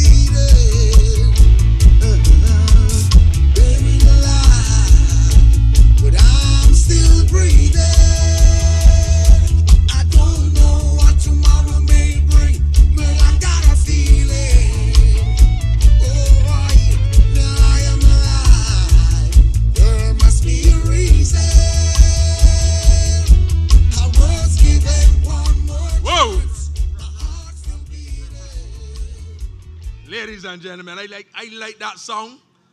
I like what Trevor had to say. You like what Trevor had to say? Oh yeah. Trevor keeps it real and speaks with a real passion. Right now, I want to bring on a young man to do a little liveling up for us. I think he named Rugrats. You know, you're going to forgive me because I ain't a young boy. I ain't a young boy anymore. I used to go and buy coconuts one time. And when I go to buy coconuts and buy coconut water, they used to say, boss man, partner. And the other day went and the fellas saying pops and dads. So I ain't a young fella anymore. So I bring in this youngster to come and lively up the place. Ladies and gentlemen, come on. Let's give a big round of applause. Come on, let's do it. Levy Guala. All right. She'll be fine, prank. Teach me how to CF, even CF I sing. I love her. BLP. Levy Guala. Woo! Words on the page. She will be fine, prank. Teach me how to CF, even CF I sing. Even CF I sing. BLP. Woo! I Levy Guala. Sea breeze. She style her regular. She back it up for me. Body smooth, clean face, and she pretty like Riri. In my arms, I wanna keep her and cherish her. I'm in love with her. Check her temperature. Yeah. Sea breeze.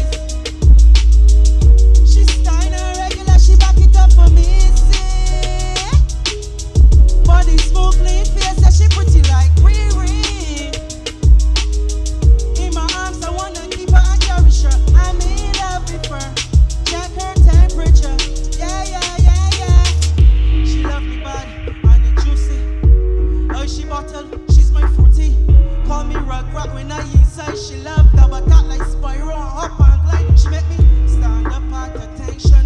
She has so much sugar daddies who got pension. No mention, just words of my invention. She love the BLP. I love it, go, sea breeze. She style her regular, she back it up for me. See? Body smooth, clean face, yeah, she pretty like Riri. In my arms, I wanna keep her and cherish her. I'm in love with her. Check her temperature. Yeah.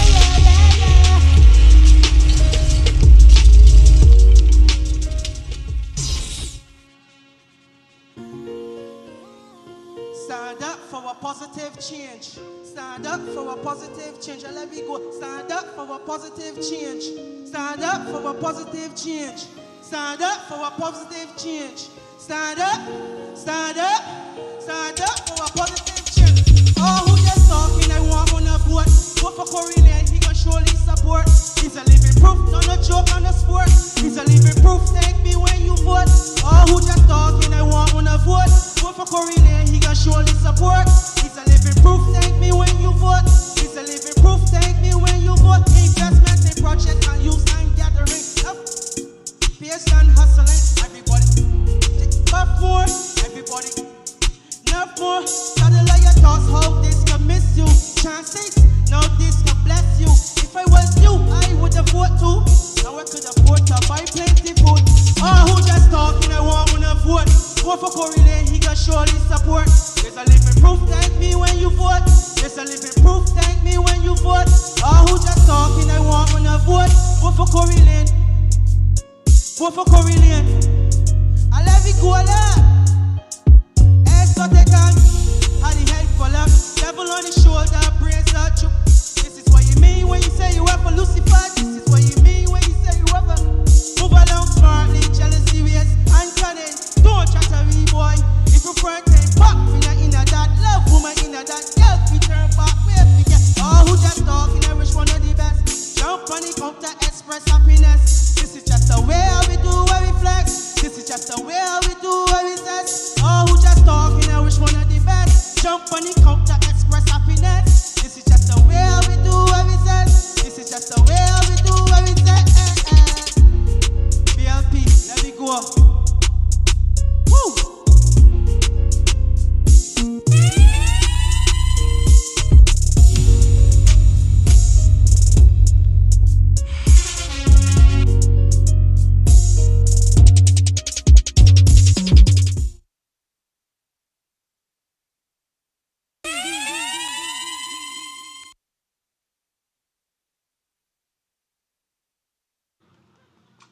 Come on, let's say it for Rugrats. Well done. I hear the fella around here, the fella for the Dems, decided that he would come here in Chapman Lane and Chapman Street and the Orleans. He went to a particular family and he asked them to give him the vote. And the elderly lady in the house said, listen, young boy fella, listen. We staying in the right lane. We staying in the right lane because you, the people of the city, are very aware that Corey Lane is a man that means business. He ain't just start representing people and doing things with people. He ain't just start working with persons to help them every day. This is a young man representing the future of Barbados and representing the future of this constituency and the future of the Barbados Labour Party. Come the 19th of January, wake up early in the morning. As I've already tell you, don't even worry to bed. Put on your clothes and go to the polling station and vote for Corey Lane. I heard Corey on the platform continually say, I say Corey, you say. I can't hear you. Say it again. Ladies and gentlemen, I bring to you the next parliamentary representative in the constituency of the city of Bridgetown, Corey Lane. Come on. We want Corey. We want Corey. We want Corey. We want Corey. Corey, Corey. That's the name you're hearing all about. Corey, Corey. The people want him without a doubt. Corey, Corey. It is plain to see. Corey Lane will have the next victory in Bridgetown City. Corey, Corey. That's the name you're hearing all about. Corey, Corey. The people want him without a doubt. Corey, Corey. It is plain to see. Corey Lane will have the next victory in Bridgetown City. We voted for Corey. We voted for Corey. We voted for Corey. We voted for Corey. Corey, Corey. Good night, Emmerton. Good night, City of Bridgetown. Good night, Labour Party family. Good night, Barbados. I ain't got no time to waste. Let's get down to brass tacks, man. We going down the road tonight. I'm happy to see every one of you here tonight. But let me take my time a little bit. I want to start off how I started off last night in the lodge. And to bring from my heart and the bottom of my toenails my love and appreciation to each and every one of you. Now, walking around and listening to each of you, I know one of the things that you appreciate is the fact that people can see you, that people can hear you, that people can feel you. And I am here to say that I will do that today and forevermore. I am here to say that I appreciate as you walk, as you run, as you help each and every day the various candidates of the Barbados Labour Party on behalf of Barbados, the future, and the next generation. I am here to say thank you. The focus is on the party. The focus is on the leader. The focus is on the 30 candidates. But allow me to pause tonight to salute you, the supporters, you, the base, that give us the energy to carry on day after day after day after day. I want to start there. I want to thank Arthur Holder. I want to thank Chris Gibbs. I want to thank Henderson Williams. I want to thank Santia Bradshaw. I want to thank the Admiral Trevor Prescott. I want to thank all the persons who mounted this stage tonight. Rudy Grant, the chairman. I want to thank my brother, I ain't leaving him out, Kirk Humphrey, my brother from another mother. I want to thank you. And when he get here and he says and he talks about me, it is genuine. It is not political labba. It is coming from his heart. So now that we got that part out of the way, I want to say a special thank you as the baton was passed to me. I want to thank Dame Billy Miller for the road that she have paved so that Jeffrey Bostic, Lieutenant Colonel, could drive on. And the road that he turned around and paved the runway that Corey Alexander Lane will fly off of here in the city of Bridgetown. Sir, I salute you. And I can't wait to hear you tonight. He coming up next. So we got that part out of the way as well. So, what's next? What's next is that while I was in the crowd tonight, I met a giant of a man, not just in stature, but in status, a man by the name of Bouncer. And he asked the important question that I want every voter in the city of Bridgetown to ask themselves and ask me to answer, and I will answer tonight. So before I get answering, I want us to understand that when you go to the polls on January 19th, you should be voting for one lane, a winning lane, the right lane, Corey Lane. So you're going to vote for Corey who? Corey. We in one, we in the right, the winning. Yes, when I got it. So he asked the question, why should I vote for you to be the next representative for the city of Bridgetown? The answer is clear. The answer I give him tonight and I give you tonight is that I am committed to you. So you should vote for me because I hear you. You should vote for me because I care about you. You should vote for me because I will answer you. I will be responsive. I will make sure that we have programs for the future of this nation, which is those children playing over there, for the older folks, for the middle age, the housing, the flooding, the drainage, the employment. All of these things are things that will form my life for the next 5 years and beyond if you hire me come Wednesday, the 19th of January, 2022. Bouncer, if you're listening, City of Bridgetown, if you're listening, that is the answer. Now, the political leader and prime minister of this country, the Honorable Mia Moore-Motley, from time to time, you know, she come out with her red bag. But I ain't get there yet. I come with my gray bag though. So we're going in the bag tonight. In the bag tonight, I want to talk about if you plan to stay home or if you plan to vote for any other candidate besides the Labour Party, what your future can be looking like. So we can go in the bag. We can start with solutions or non-solutions Barbados. Manifesto.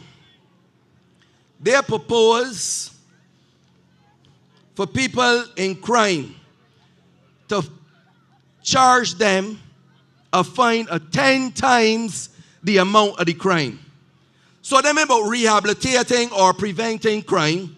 They plan to take poor people, people that fall because of circumstances that we are not excusing, but that we will explain and prevent and rehabilitate and charge them 10 times. When they can't find the money to pay for the mackerel, they can charge them 10 cases of mackerel and send them to Her Majesty's pleasure for us, our taxpayers, to pay.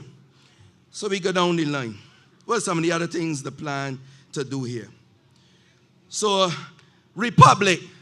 We were talking about the Republic since I was in my mother's womb. Someone was outside the womb talking. I could hear one. We have a decisive leader that decided it was time not to swear to Queen Elizabeth and her heirs any longer. Their plan now, after the Mancia Cox Commission, the Henry Ford Commission, the commission that I hear now with the committee talking to you, explaining to you, then plan to put we in reverse and go back and reverse the republic to go forward again. That is the solution or non-solution Barbados. I don't even want to waste your time going through this. I don't litter, so I don't know if Paul Bino from Bees or Cherry is somewhere in the area that we can recycle this. So I am not littering. I gone back in the bag. I have some friends of friends where some, things is drop off of a truck. So it is my understanding that the Democratic Labour Party has a problem with the poverty program, the 600 program, that helps a lot of people when the month comes to ensure that they have a minimum amount to put some food on the table. They plan to scrap the program. My understanding is in the NCC program and the debushing, they talk about it is a lot of waste money. They plan to send home all of those people. It is my understanding as I go through the list of things that they have been discussing, and in another place with some earphones on my ear and a microphone in front of me, and we had the discussion about University of the West Indies, they are still of the firm belief that those fees should be on our students so that our children, our sister, our brother, and grandchildren cannot go to the University of the West Indies, and they plan to put back on the fees. Do you want that for your future city of Bridgetown and Barbados? I finished with the rubbish. But then I could go into, oh God. Yeah, say it proper. Let me go into say it proper now. And I flick through the pages. And I could see that we start 1,100 houses in the HOPE program to give those of you who want your own home and want to turn your own key to ensure that you can have a house in the various HOPE programs, and with 10,000 more houses to come. Who out there want a house and who out there want housing solutions? Talk to me tonight. I look through and I see the transformation in education. A lot of our children go to school, and a lot of them, because they are not academic, they are placed in the back of the class and then placed at the back of the society. They not only had a plan, they've started to execute a plan to reform education led by Dr. Ida Mayor Denny with the Reform Committee. And these are the sort of things and sort of policies that you would find with the Barbados Labour Party. So I ask you, where do you want to go come January 20th now, after you have made your decision? Do you want to go back? Do you want to be a part of a Barbados led by Prime Minister Joe Adderley? Do you want to be a Barbados led by Lynette? What's her last name now?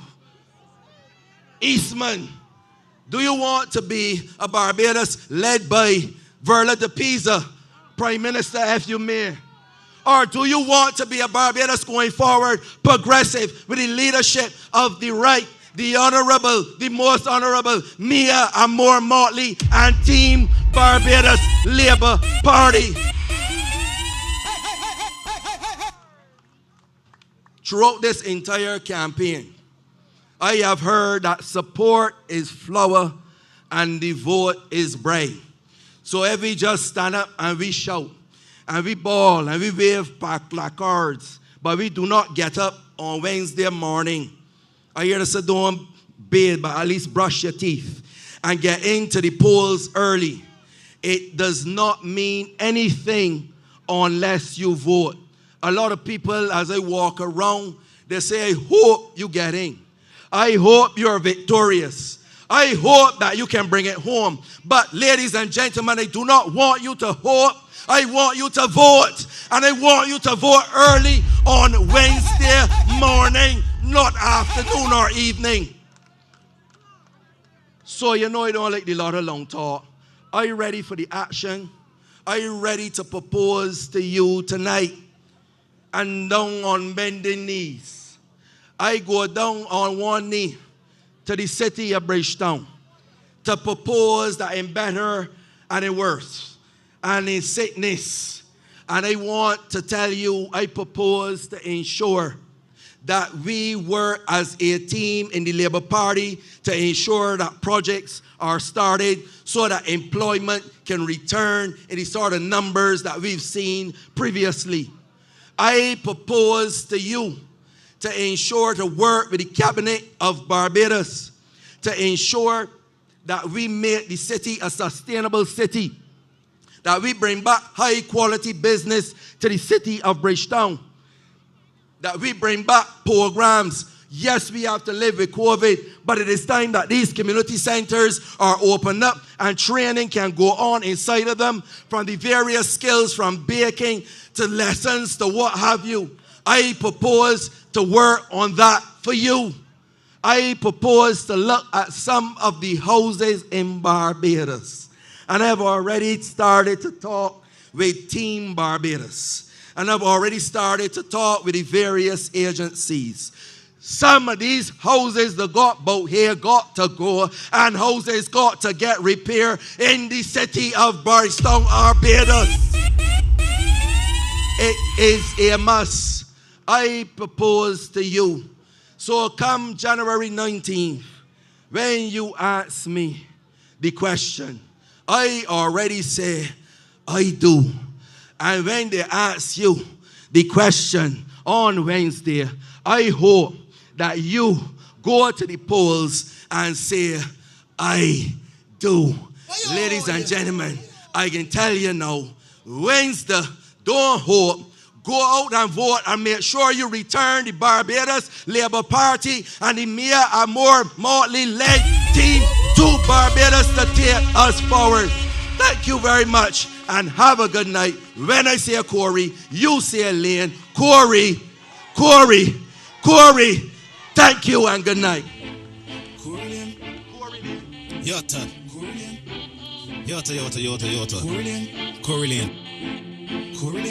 Years ago, my friend told me he ain't voting for life. All of a sudden, the 19 feet holding aside. BLP. He said he voting for Corey Lane. It's not a surprise. Go and vote for Corey Lane and BLP. Campaigning for the city. Corey Lane on the 19th is history. Victory. Go and vote for Corey Lane. That is a giant of a man. I say Corey, you say. I say Corey, you say. I say Corey, you say. Yes. On the 19th of January, Corey Lane will be the next parliamentary representative in this constituency. But of course, Corey said tonight that there are a number of persons that have come before him. He made reference to Dame Billy Miller, who would have been in this constituency for quite some time, and all of you are familiar with Dame Billy. And then Dame Billy handed over to a young man as well. And if I say no retreat, no surrender, you know who that man is. He has not only made you, the people of the city, proud, but he has made the people of Barbados proud. You know, the Prime Minister could not have chosen a better person to be Minister of Health and Wellness. And there could be no better person to lead the charge in this war against COVID-19. Ladies and gentlemen, join me in welcoming to the stage Lieutenant Colonel MU488. Now, to stop me in stride, that asked me to tell MU488 to move the vehicle immediately. But as I was saying, no retreat, no surrender. Join me in welcoming Lieutenant Colonel, the most honorable Jeffrey Bostic, the man who leads the charge in the COVID fight. Come up, Jeffrey, and talk. Don't stand for man, play that you vex. Get out there and give me get the X. Cause you know BLP is the best. BLP. If you love Barbados as bad as me, BLP. Mia and the team BLP. BLP. You want the best for this country. BLP. Barbados Labour Party is for we.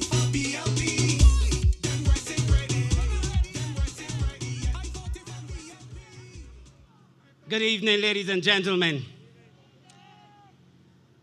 I don't have a lot of time because it's getting late and, and there's a bigger fish that has to come after me. But I'm really happy to be here this evening. I miss being with my people. And I start by saying that in all of my life, this is probably the first time, except for when I'm overseas, that I would not have been in the communities. But that is how the cookie crumbled. But I'm here this evening to quickly tell you why we should have Mayor Motley as the Prime Minister of this country again, and the Barbados Labour Party as the government, and Corey Ford as the parliamentary representative for the city of Bridgetown. And all three are connected because you don't want Corey without the BLP, and we don't want the BLP without Prime Minister Mayor Motley at the helm. But I have a few little things that I want to settle first because my conscience tells me to do that. During the time that I was unable to be around the city as I normally am, somehow people might have gotten the impression that the Barbados Labour Party and Jeffrey Bostic did not do anything in the city. But I'm telling you here tonight that that is far from the truth. Because I can tell you that within the last 3.5 years, more has happened in this city of Bridgetown than the combined periods of the Democratic Labour Party when in office. And I can speak and be certain about what I say because I remember when the club was over there, a little house. I remember when this was all rocks and thing out here. I remember the flood of 1970-71 when this pastor was flooded for months. I in town too long. I ain't now come town. And I'm saying that to say that if you really check, you will see that the only time that there has been anything progressive happening in the city of Bridgetown is when the Barbados Labour Party is in office. And I will tell you exactly what I mean. The flood that I told you about many years ago in the 70s, my family and a lot of the other families from this area, we had to spend 5, 6, 7 days in St. Mary's Church because of the flood that came into all of the houses all up to here. And from then, growing up, I could not understand why the city and why Chapman Lane would flood every time and nothing was done about it. And I told myself that there were too many engineers in this country not to fix this problem, and that the solution could not always be to recite the people, remove the people. I was here when the bulldozers came, asked Gabby, and pushed down the houses so. Because it was always felt that if you can't get Motley out of the city, take the city from Motley. The older ones would understand what I'm talking about. And so, I made a vow to people and Black Eyes and the other guys from around here who would go down to the pump house and down to Chapette by the canal every time and take all the debris out of there so that the place would not flood. That we would find a solution.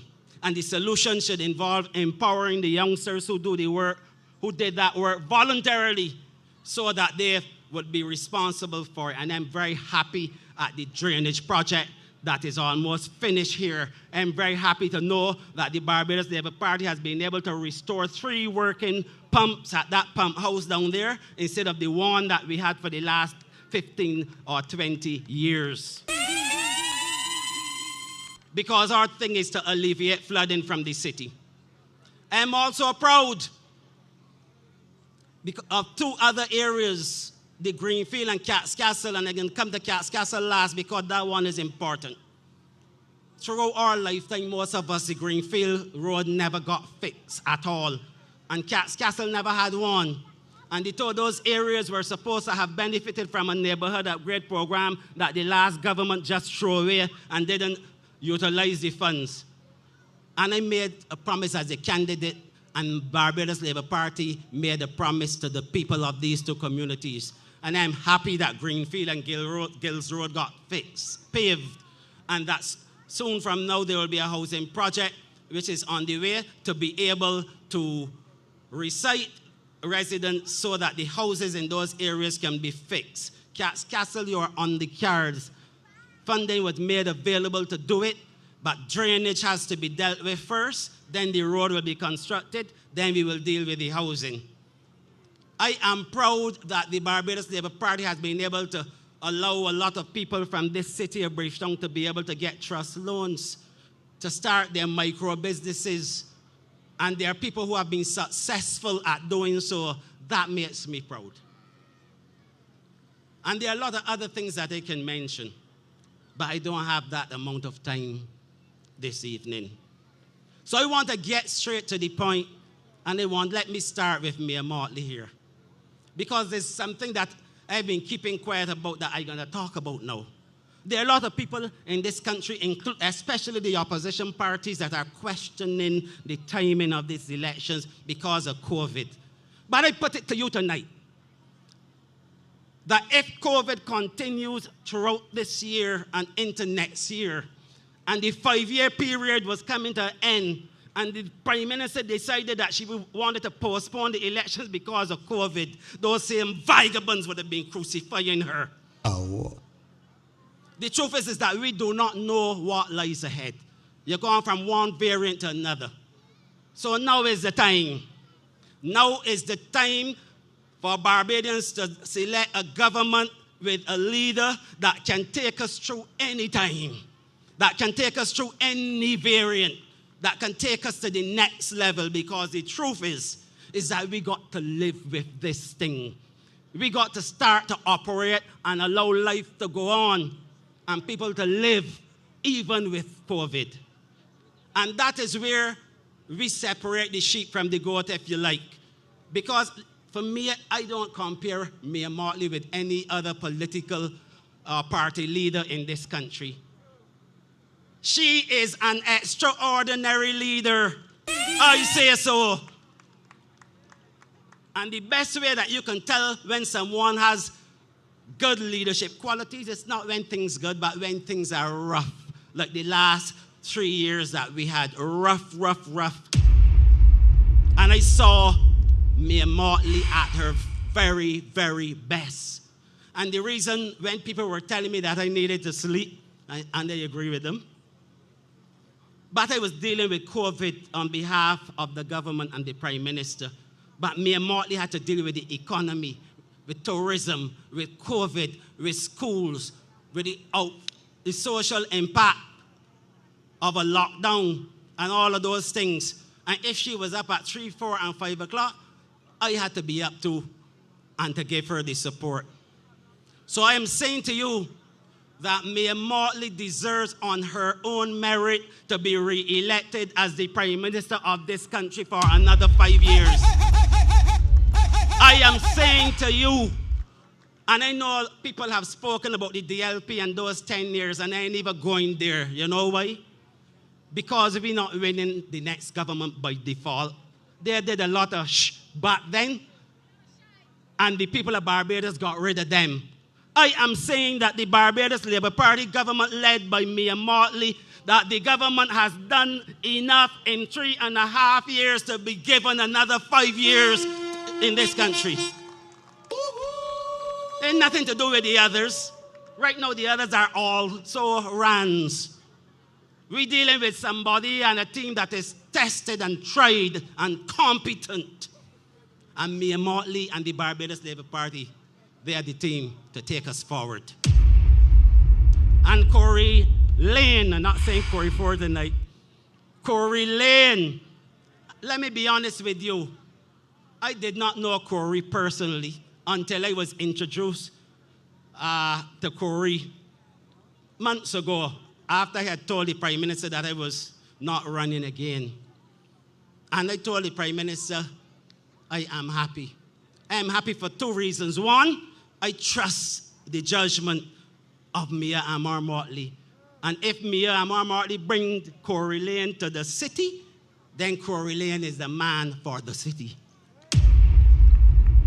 But when I read about Corey Lane, and I got to understand the things that this young man has been doing in this country for many years, volunteer work, helping youth, HIV, you name it, I then recognize within my own heart that this is the right man now come. This is the man for the city. This is the man to take the city forward. This is a man that I consider to be a worthy successor in the city of Bridgetown. And as I told Corey before, he has my fullest support. And on the 19th of January, I will be one of the first people at St. Mary's Primary School to vote Corey Lane. And I encourage each and every one of you to do the same thing. And Corey, you have a lot of new people, and that is great. This is time now for us to come together in the city. All those who are wearing red, we have to represent the Barbados Labour Party and Corey Lane. It is our business to ensure that we bring Corey Lane home on the 19th. I would like to be there sometime early on the 20th to congratulate the new representative for the city of Bridgetown. So I ask all persons, set aside whatever difficulties or issues you may have. Do as I do. Let us deal with Corey Lane. Support Corey Lane. On the 19th, get out there on the streets and bring out the vote, because we have to get the vote out so that Corey could win the seat. So that is what I'm asking of you here this evening. And Corey, don't worry anything at all about filling my shoes or boots. No. I want you to create your own pathway now, my brother. Right? I have done my part. You will do yours. You will set your course. But know that you have the support of the party. You have the support of all those persons who were involved with me. And you have my support. So as I was just trying to see if the boss was on the way. But the other thing that I want to speak to very, very quickly. You realize that throughout COVID, that they had a lot of political persons from other parties that had a lot to say as to how we should do this and how we should do that. And you recognize that although COVID is going to be here for a while, that I am not hearing any plans or seeing anything from the other political parties as to how they will manage COVID should they be elected in office. In fact, right now I think that they're like a virus and the variants in that regard. Because if you are in a COVID environment and you cannot speak, you can only criticize because you are not at the helm. It either tells me that you know that you ain't getting at the helm, you know you ain't coming to office, and so you really don't care because you're not coming forward with anything at all that would help. And that is the reality. So that we look forward to some other things that were supposed to happen in this city. And I give the commitment to the people uptown that the facility, the resource center and pavilion at London Bowen Towers Hard Court, that is still on the cards. That will still happen. It is supposed to happen within the next financial year. I'm sorry. I am very happy to know that Mayor Amar Motley has the city at heart and will continue to give all the support to Corey Lane when he is elected so that he can do the great work that is required in the city of Bridgetown. And I have that assurance because when I indicated to Mayor Motley that I was going to leave the Met office, I'm not running again, she asked me specifically, what were the things, Jeffrey, that you wanted to do in the city of Bridgetown that you have not been able to do? and they gave her the list. And she assured me that she will do what has to be done. So that a lot of things that might have been done before that people may not know about. As I always say this on a platform, I will take the blame. And I take the blame, you know why? Because I got my own style.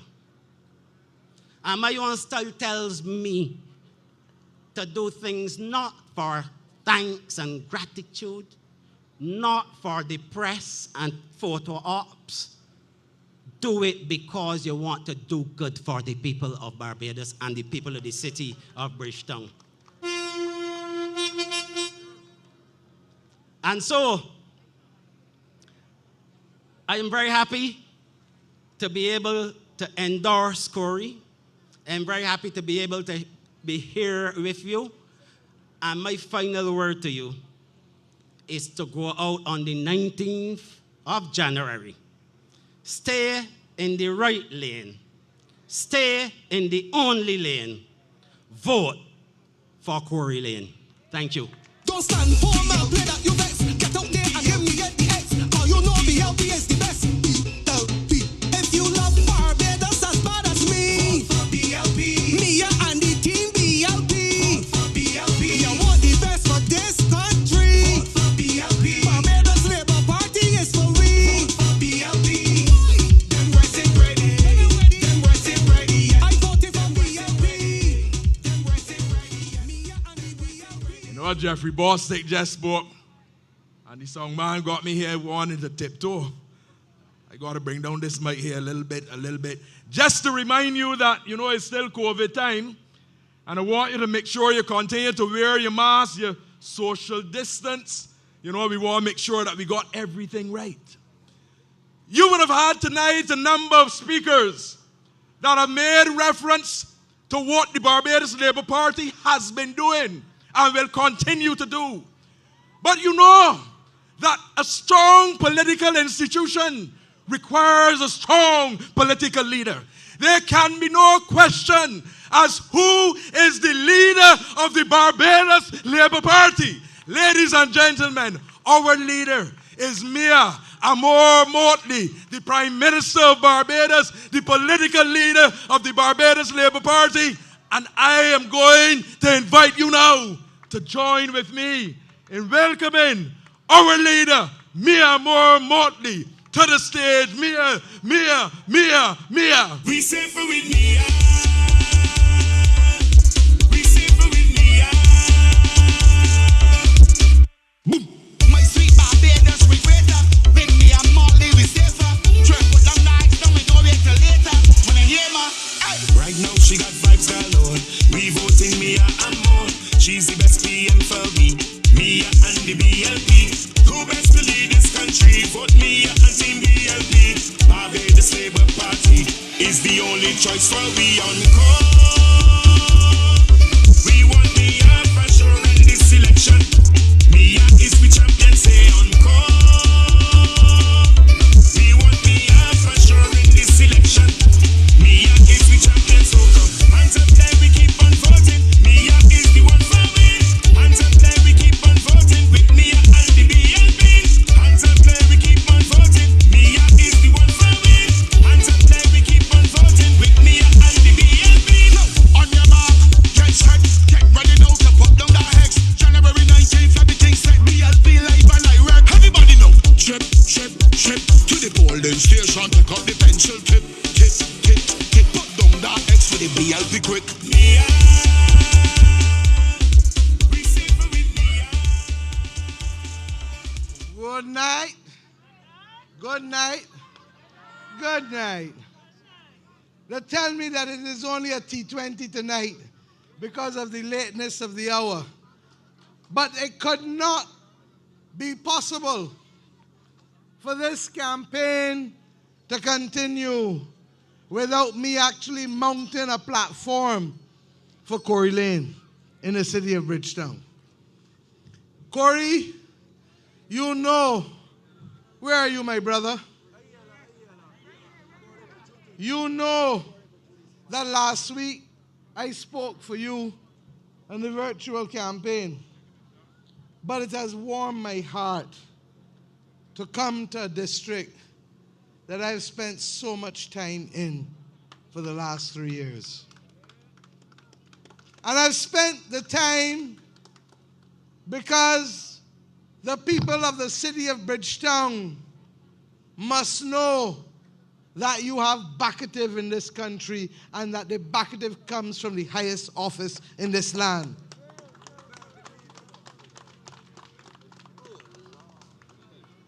The last time I was on this site was just before Christmas. And it was with the young kids. And don't get tied up. The relationship for the most part I got down here is with the young children. And I've spent the time deliberately reaching out and working with them.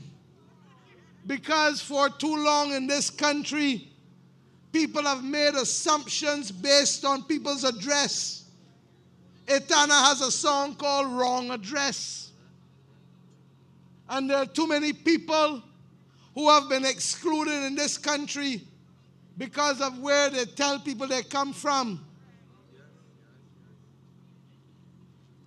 I have also come to understand that if we do not take the issue of urban renewal seriously and comprehensively, we are not going to change and turn the corner in this country. I can come here tonight and curse like the other side, but that is not my style. Because cursing does not put a cent in your pocket, Nana, or Andine, or Winston. Not one. Come into this community and explaining why it is that you have to deal with a sewage system right outside your house, but none of you are connected to the sewage system. Come into this community to explain why decade after decade after decade after decade after decade, from the time the rain set up hard, you become victims of flooding across in Murphy pasture. And I gave you a solemn commitment that has only been partially delayed by COVID, but not prevented.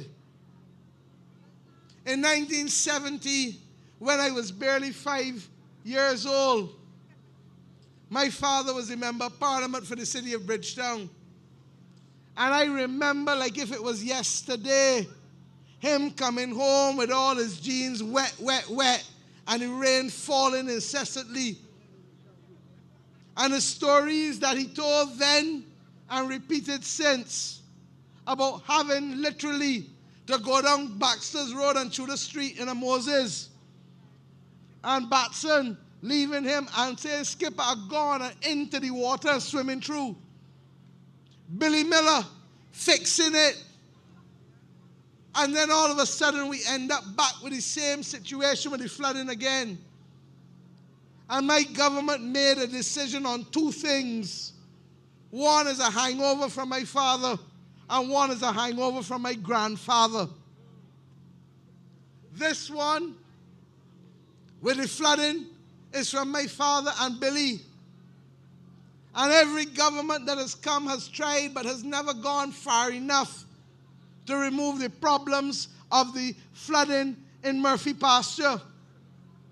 We engage youngsters from this community, and they will tell you the water comes straight across the back of the sewage system, across the road, out there by Chafet, and then down by the pump house. Jeffrey will tell you that the first time all the pumps in the pump house are working and that you have independent generators to keep it working so that Bridgetown as a whole does not flood is under this government. I go further. We made a decision to acquire the land right here at the T-Cross at Kensington New Road so that we can move those houses that are Shelley and all the rest right on the canal front, the ones that get flooded. And when we move those houses there and one or two other lots in this community, all remain within the community. But above all else, we will put a play park where those houses are so that nobody goes and puts houses there again to become victims of flooding. It will enhance the community facilities. When we came to government, the last government had the little community center out there in the hard courts, lock up. Jeffrey would tell you no programming. I remember coming in here with Billy Miller with all kind of programming down here. We are going to literally treat as a pilot, Corey, from Baxter's Road and Tudor Street, coming across to Reed Street, coming across to Lakes Folly, going back up to Fontebelle, and right across Westbury Road. And why? Because Barbados must have a new deal with the people who live in the inner cities of Bridgetown. You don't have to ask where me and Motley stand. All kind of people will call me despotic and dictator and all that they want. But ask me. The song says action, not a bag of words. Action, Ziggy, not a bag of words. And what is the action of this government? Temple Yard, short there. No electricity and no water. Under the last government for 3 years after they had the fire, the first thing we do come into office, nobody didn't ask for it, but conscience. If you got a conscience and you know that people living and eating and cooking in an area without water and light and being treated as second-class citizens, if you care about them, you're going to go and fix it. Tonight, fix. And phase 2 to come, Corey.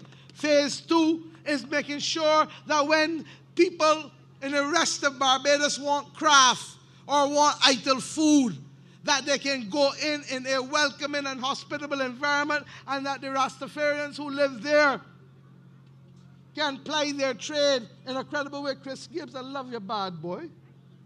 Good to see you. You blushing?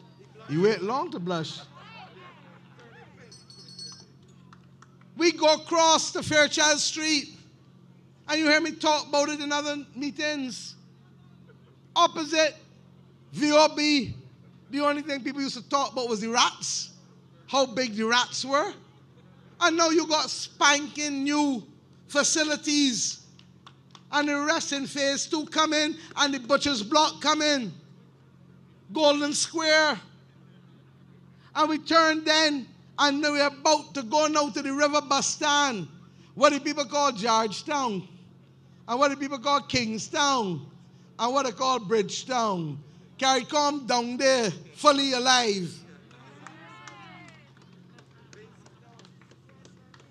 And we're fixing it up. Passage Road and Baxter's Road, all by Felicia and Billy and all the rest. I've asked that we put new awnings. And that's why I tell you that COVID come and lick us up.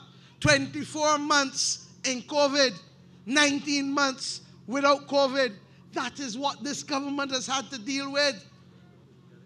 But by the time we come through here and start to systematically go house by house, I don't care if you're BDG, FCK, LMNOP.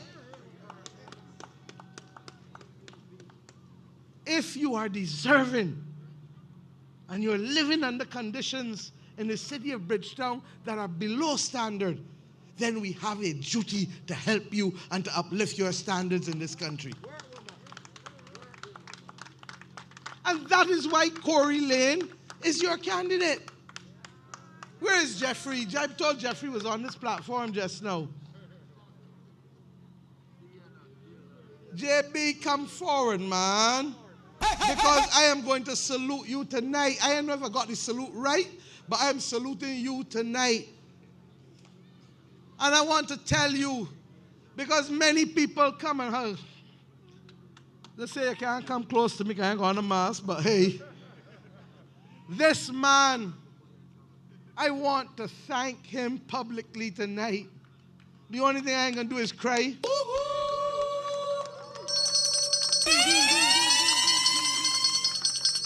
This is the man that has kept this country safe. This is the man that never flinched under pressure. This is the man that for 24 months, has literally reported to duty for duty every single day.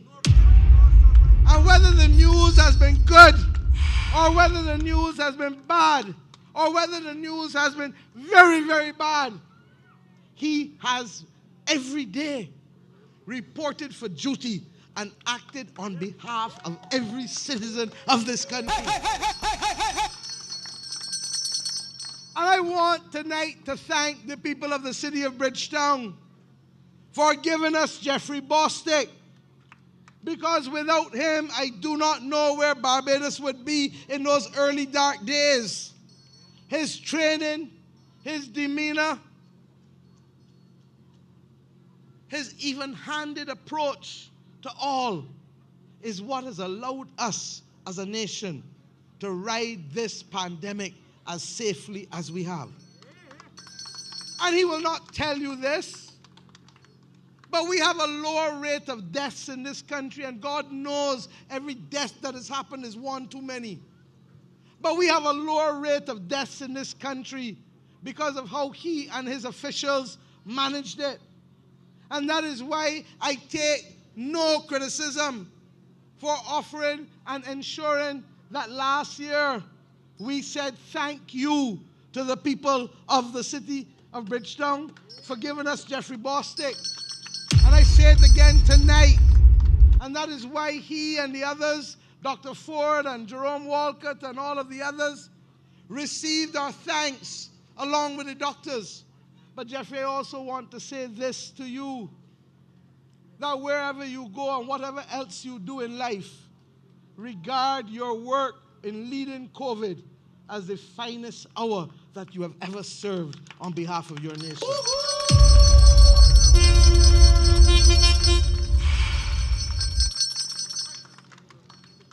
And that is why, in the choice of a candidate, we have now gone for Corey Lane.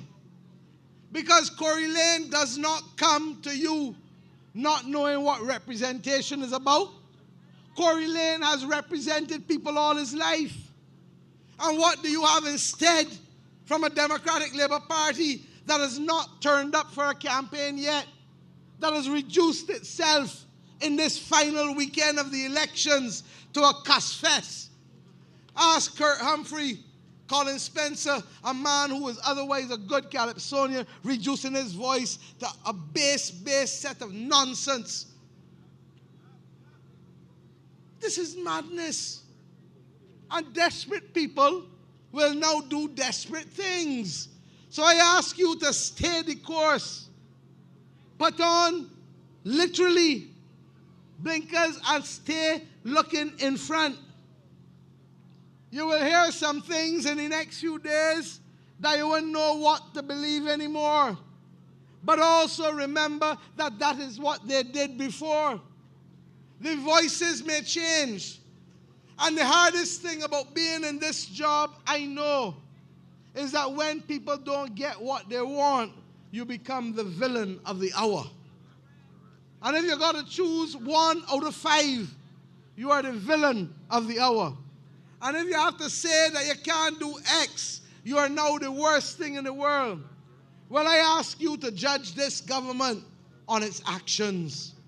The people down here who were working for $5 and $6 an hour, who now will get a national minimum wage of $8.50 an hour, who gave you that?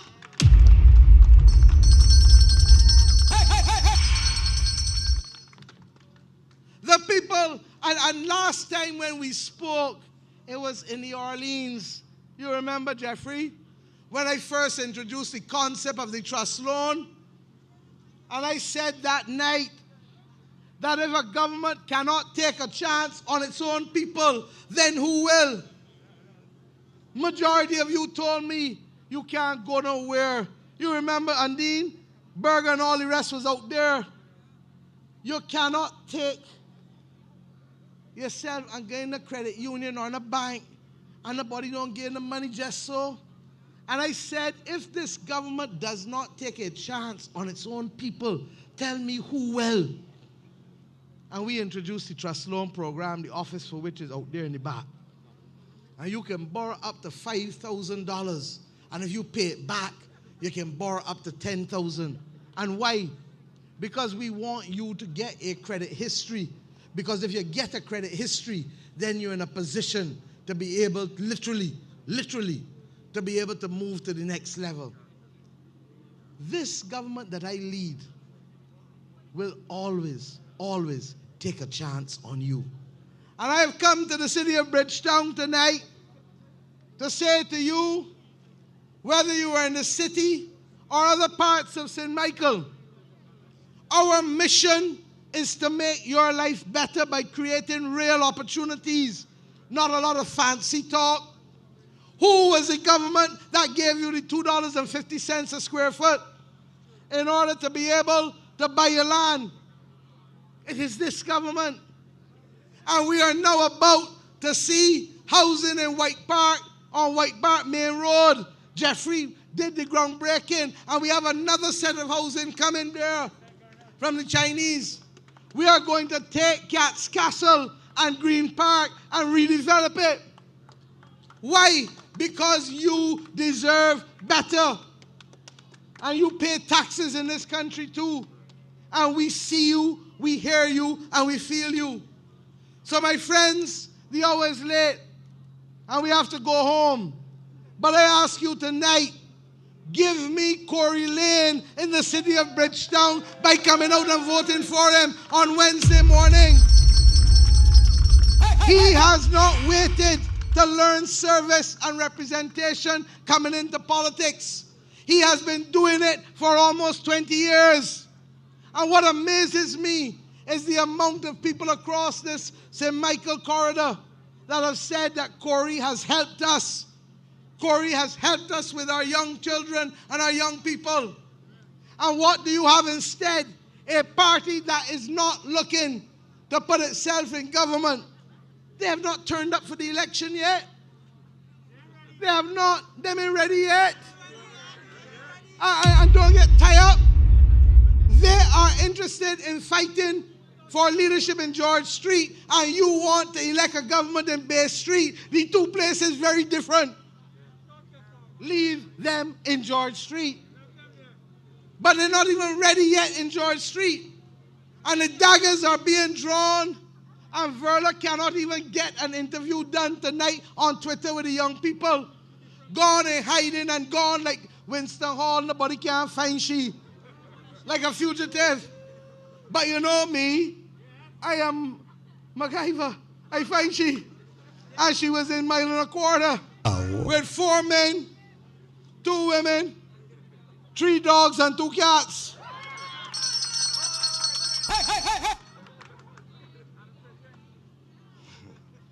My friends, this is a serious election. And it is only if you come out and vote. Don't tell me that Corey's safe. Don't tell me that Mia's safe. Don't tell me that you want Mia to be prime minister and don't vote for Corey. Because it can't work that way.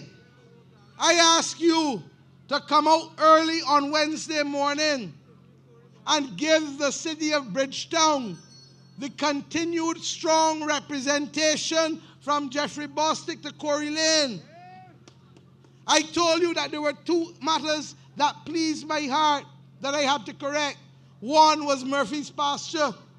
The other one was my grandfather working on behalf of the vendors in the 1950s and stopping them and wanting them to stop from getting locked up for illegal vending. The first piece of legislation passed after we became a parliamentary republic is the legislation for a new deal with vendors, and that stops you from being locked up in this country or carried to court for selling without a license. What more we could do, no? We will continue, but we can only do it with your help and with your vote. So my friends, get in safe tonight. Continue to do the work for the next 3-4 days. The ones who disgruntle and say that they didn't see somebody yet, understand that it's not only about who you see and who you see. It is about what we can do for you. And we will continue to do for you. But what you do not want is a party that does not know who its leader will be Thursday morning. You know that I am the leader of the Barbados Labour Party. And there is no doubt about that. Not even in their minds, in their dastardly attempt to call me a despot, they know that I am the leader. But they cannot tell you who is the leader of the Democratic Labour Party every night calling poor Verla Madam President. But the only president is Dame Sandra Mason. Why can't they say Verla, my leader? Verla, the next prime minister. Verla, the next leader of the opposition. And you can get tied up in that mess, in that nonsense, in that confusion? I beg you do. Vote Corey Lane for me Wednesday morning, and let me get on with the business of the city of Bridgetown. I gone. Love you too bad. God bless you. We going with the BLP. Be rest and ready. Them and ready. Yeah, we going with the BLP. Be rest and ready. Them and ready. People smiling again, feeling proud again, 'cause we rising. We rising. We shining again. Good things happening again, 'cause we rising. We rising. So we must stand together, side by side with each other, on the right path where we want to be, for the sake of this sweet country. 'Cause we safe with the BLP, and we are more. We safe with the BLP. A party full of experience, of confidence and competence. We safe. Ladies and gentlemen, we're safe with Mia Motley and the Barbados Labour Party. Mia Motley, our Prime Minister today. Mia Motley, our Prime Minister tomorrow. And come the 19th of January, Mia Motley will be our Prime Minister again. So go out in your numbers on the 19th of January in this constituency. Vote for Corey Lane. In all of the other constituencies, vote for the Barbados Labour Party. Vote to ensure that Mia Amor Motley remains the Prime Minister of Barbados. Good night and God bless you all. We going with the BLP. Be rest and ready. Them and ready. Yeah, we going with the BLP. Be rest and ready. Them and ready. People smiling again, feeling proud again, 'cause we rising. We rising. We shining again. Good things happening again, 'cause we rising. We rising. So we must stand together, side by side with each other, on the right path where we want to be, for the sake of this sweet country. 'Cause we safe with the BLP, and we are more. We safe with the BLP. A party full of experience, of confidence and competence. We staying safe with the BLP. So we can all feel proud, with confidence say it loud. In the face of adversity, we can and we will, with the BLP, and we are more. In times of storm, we build back stronger. When dark clouds cover from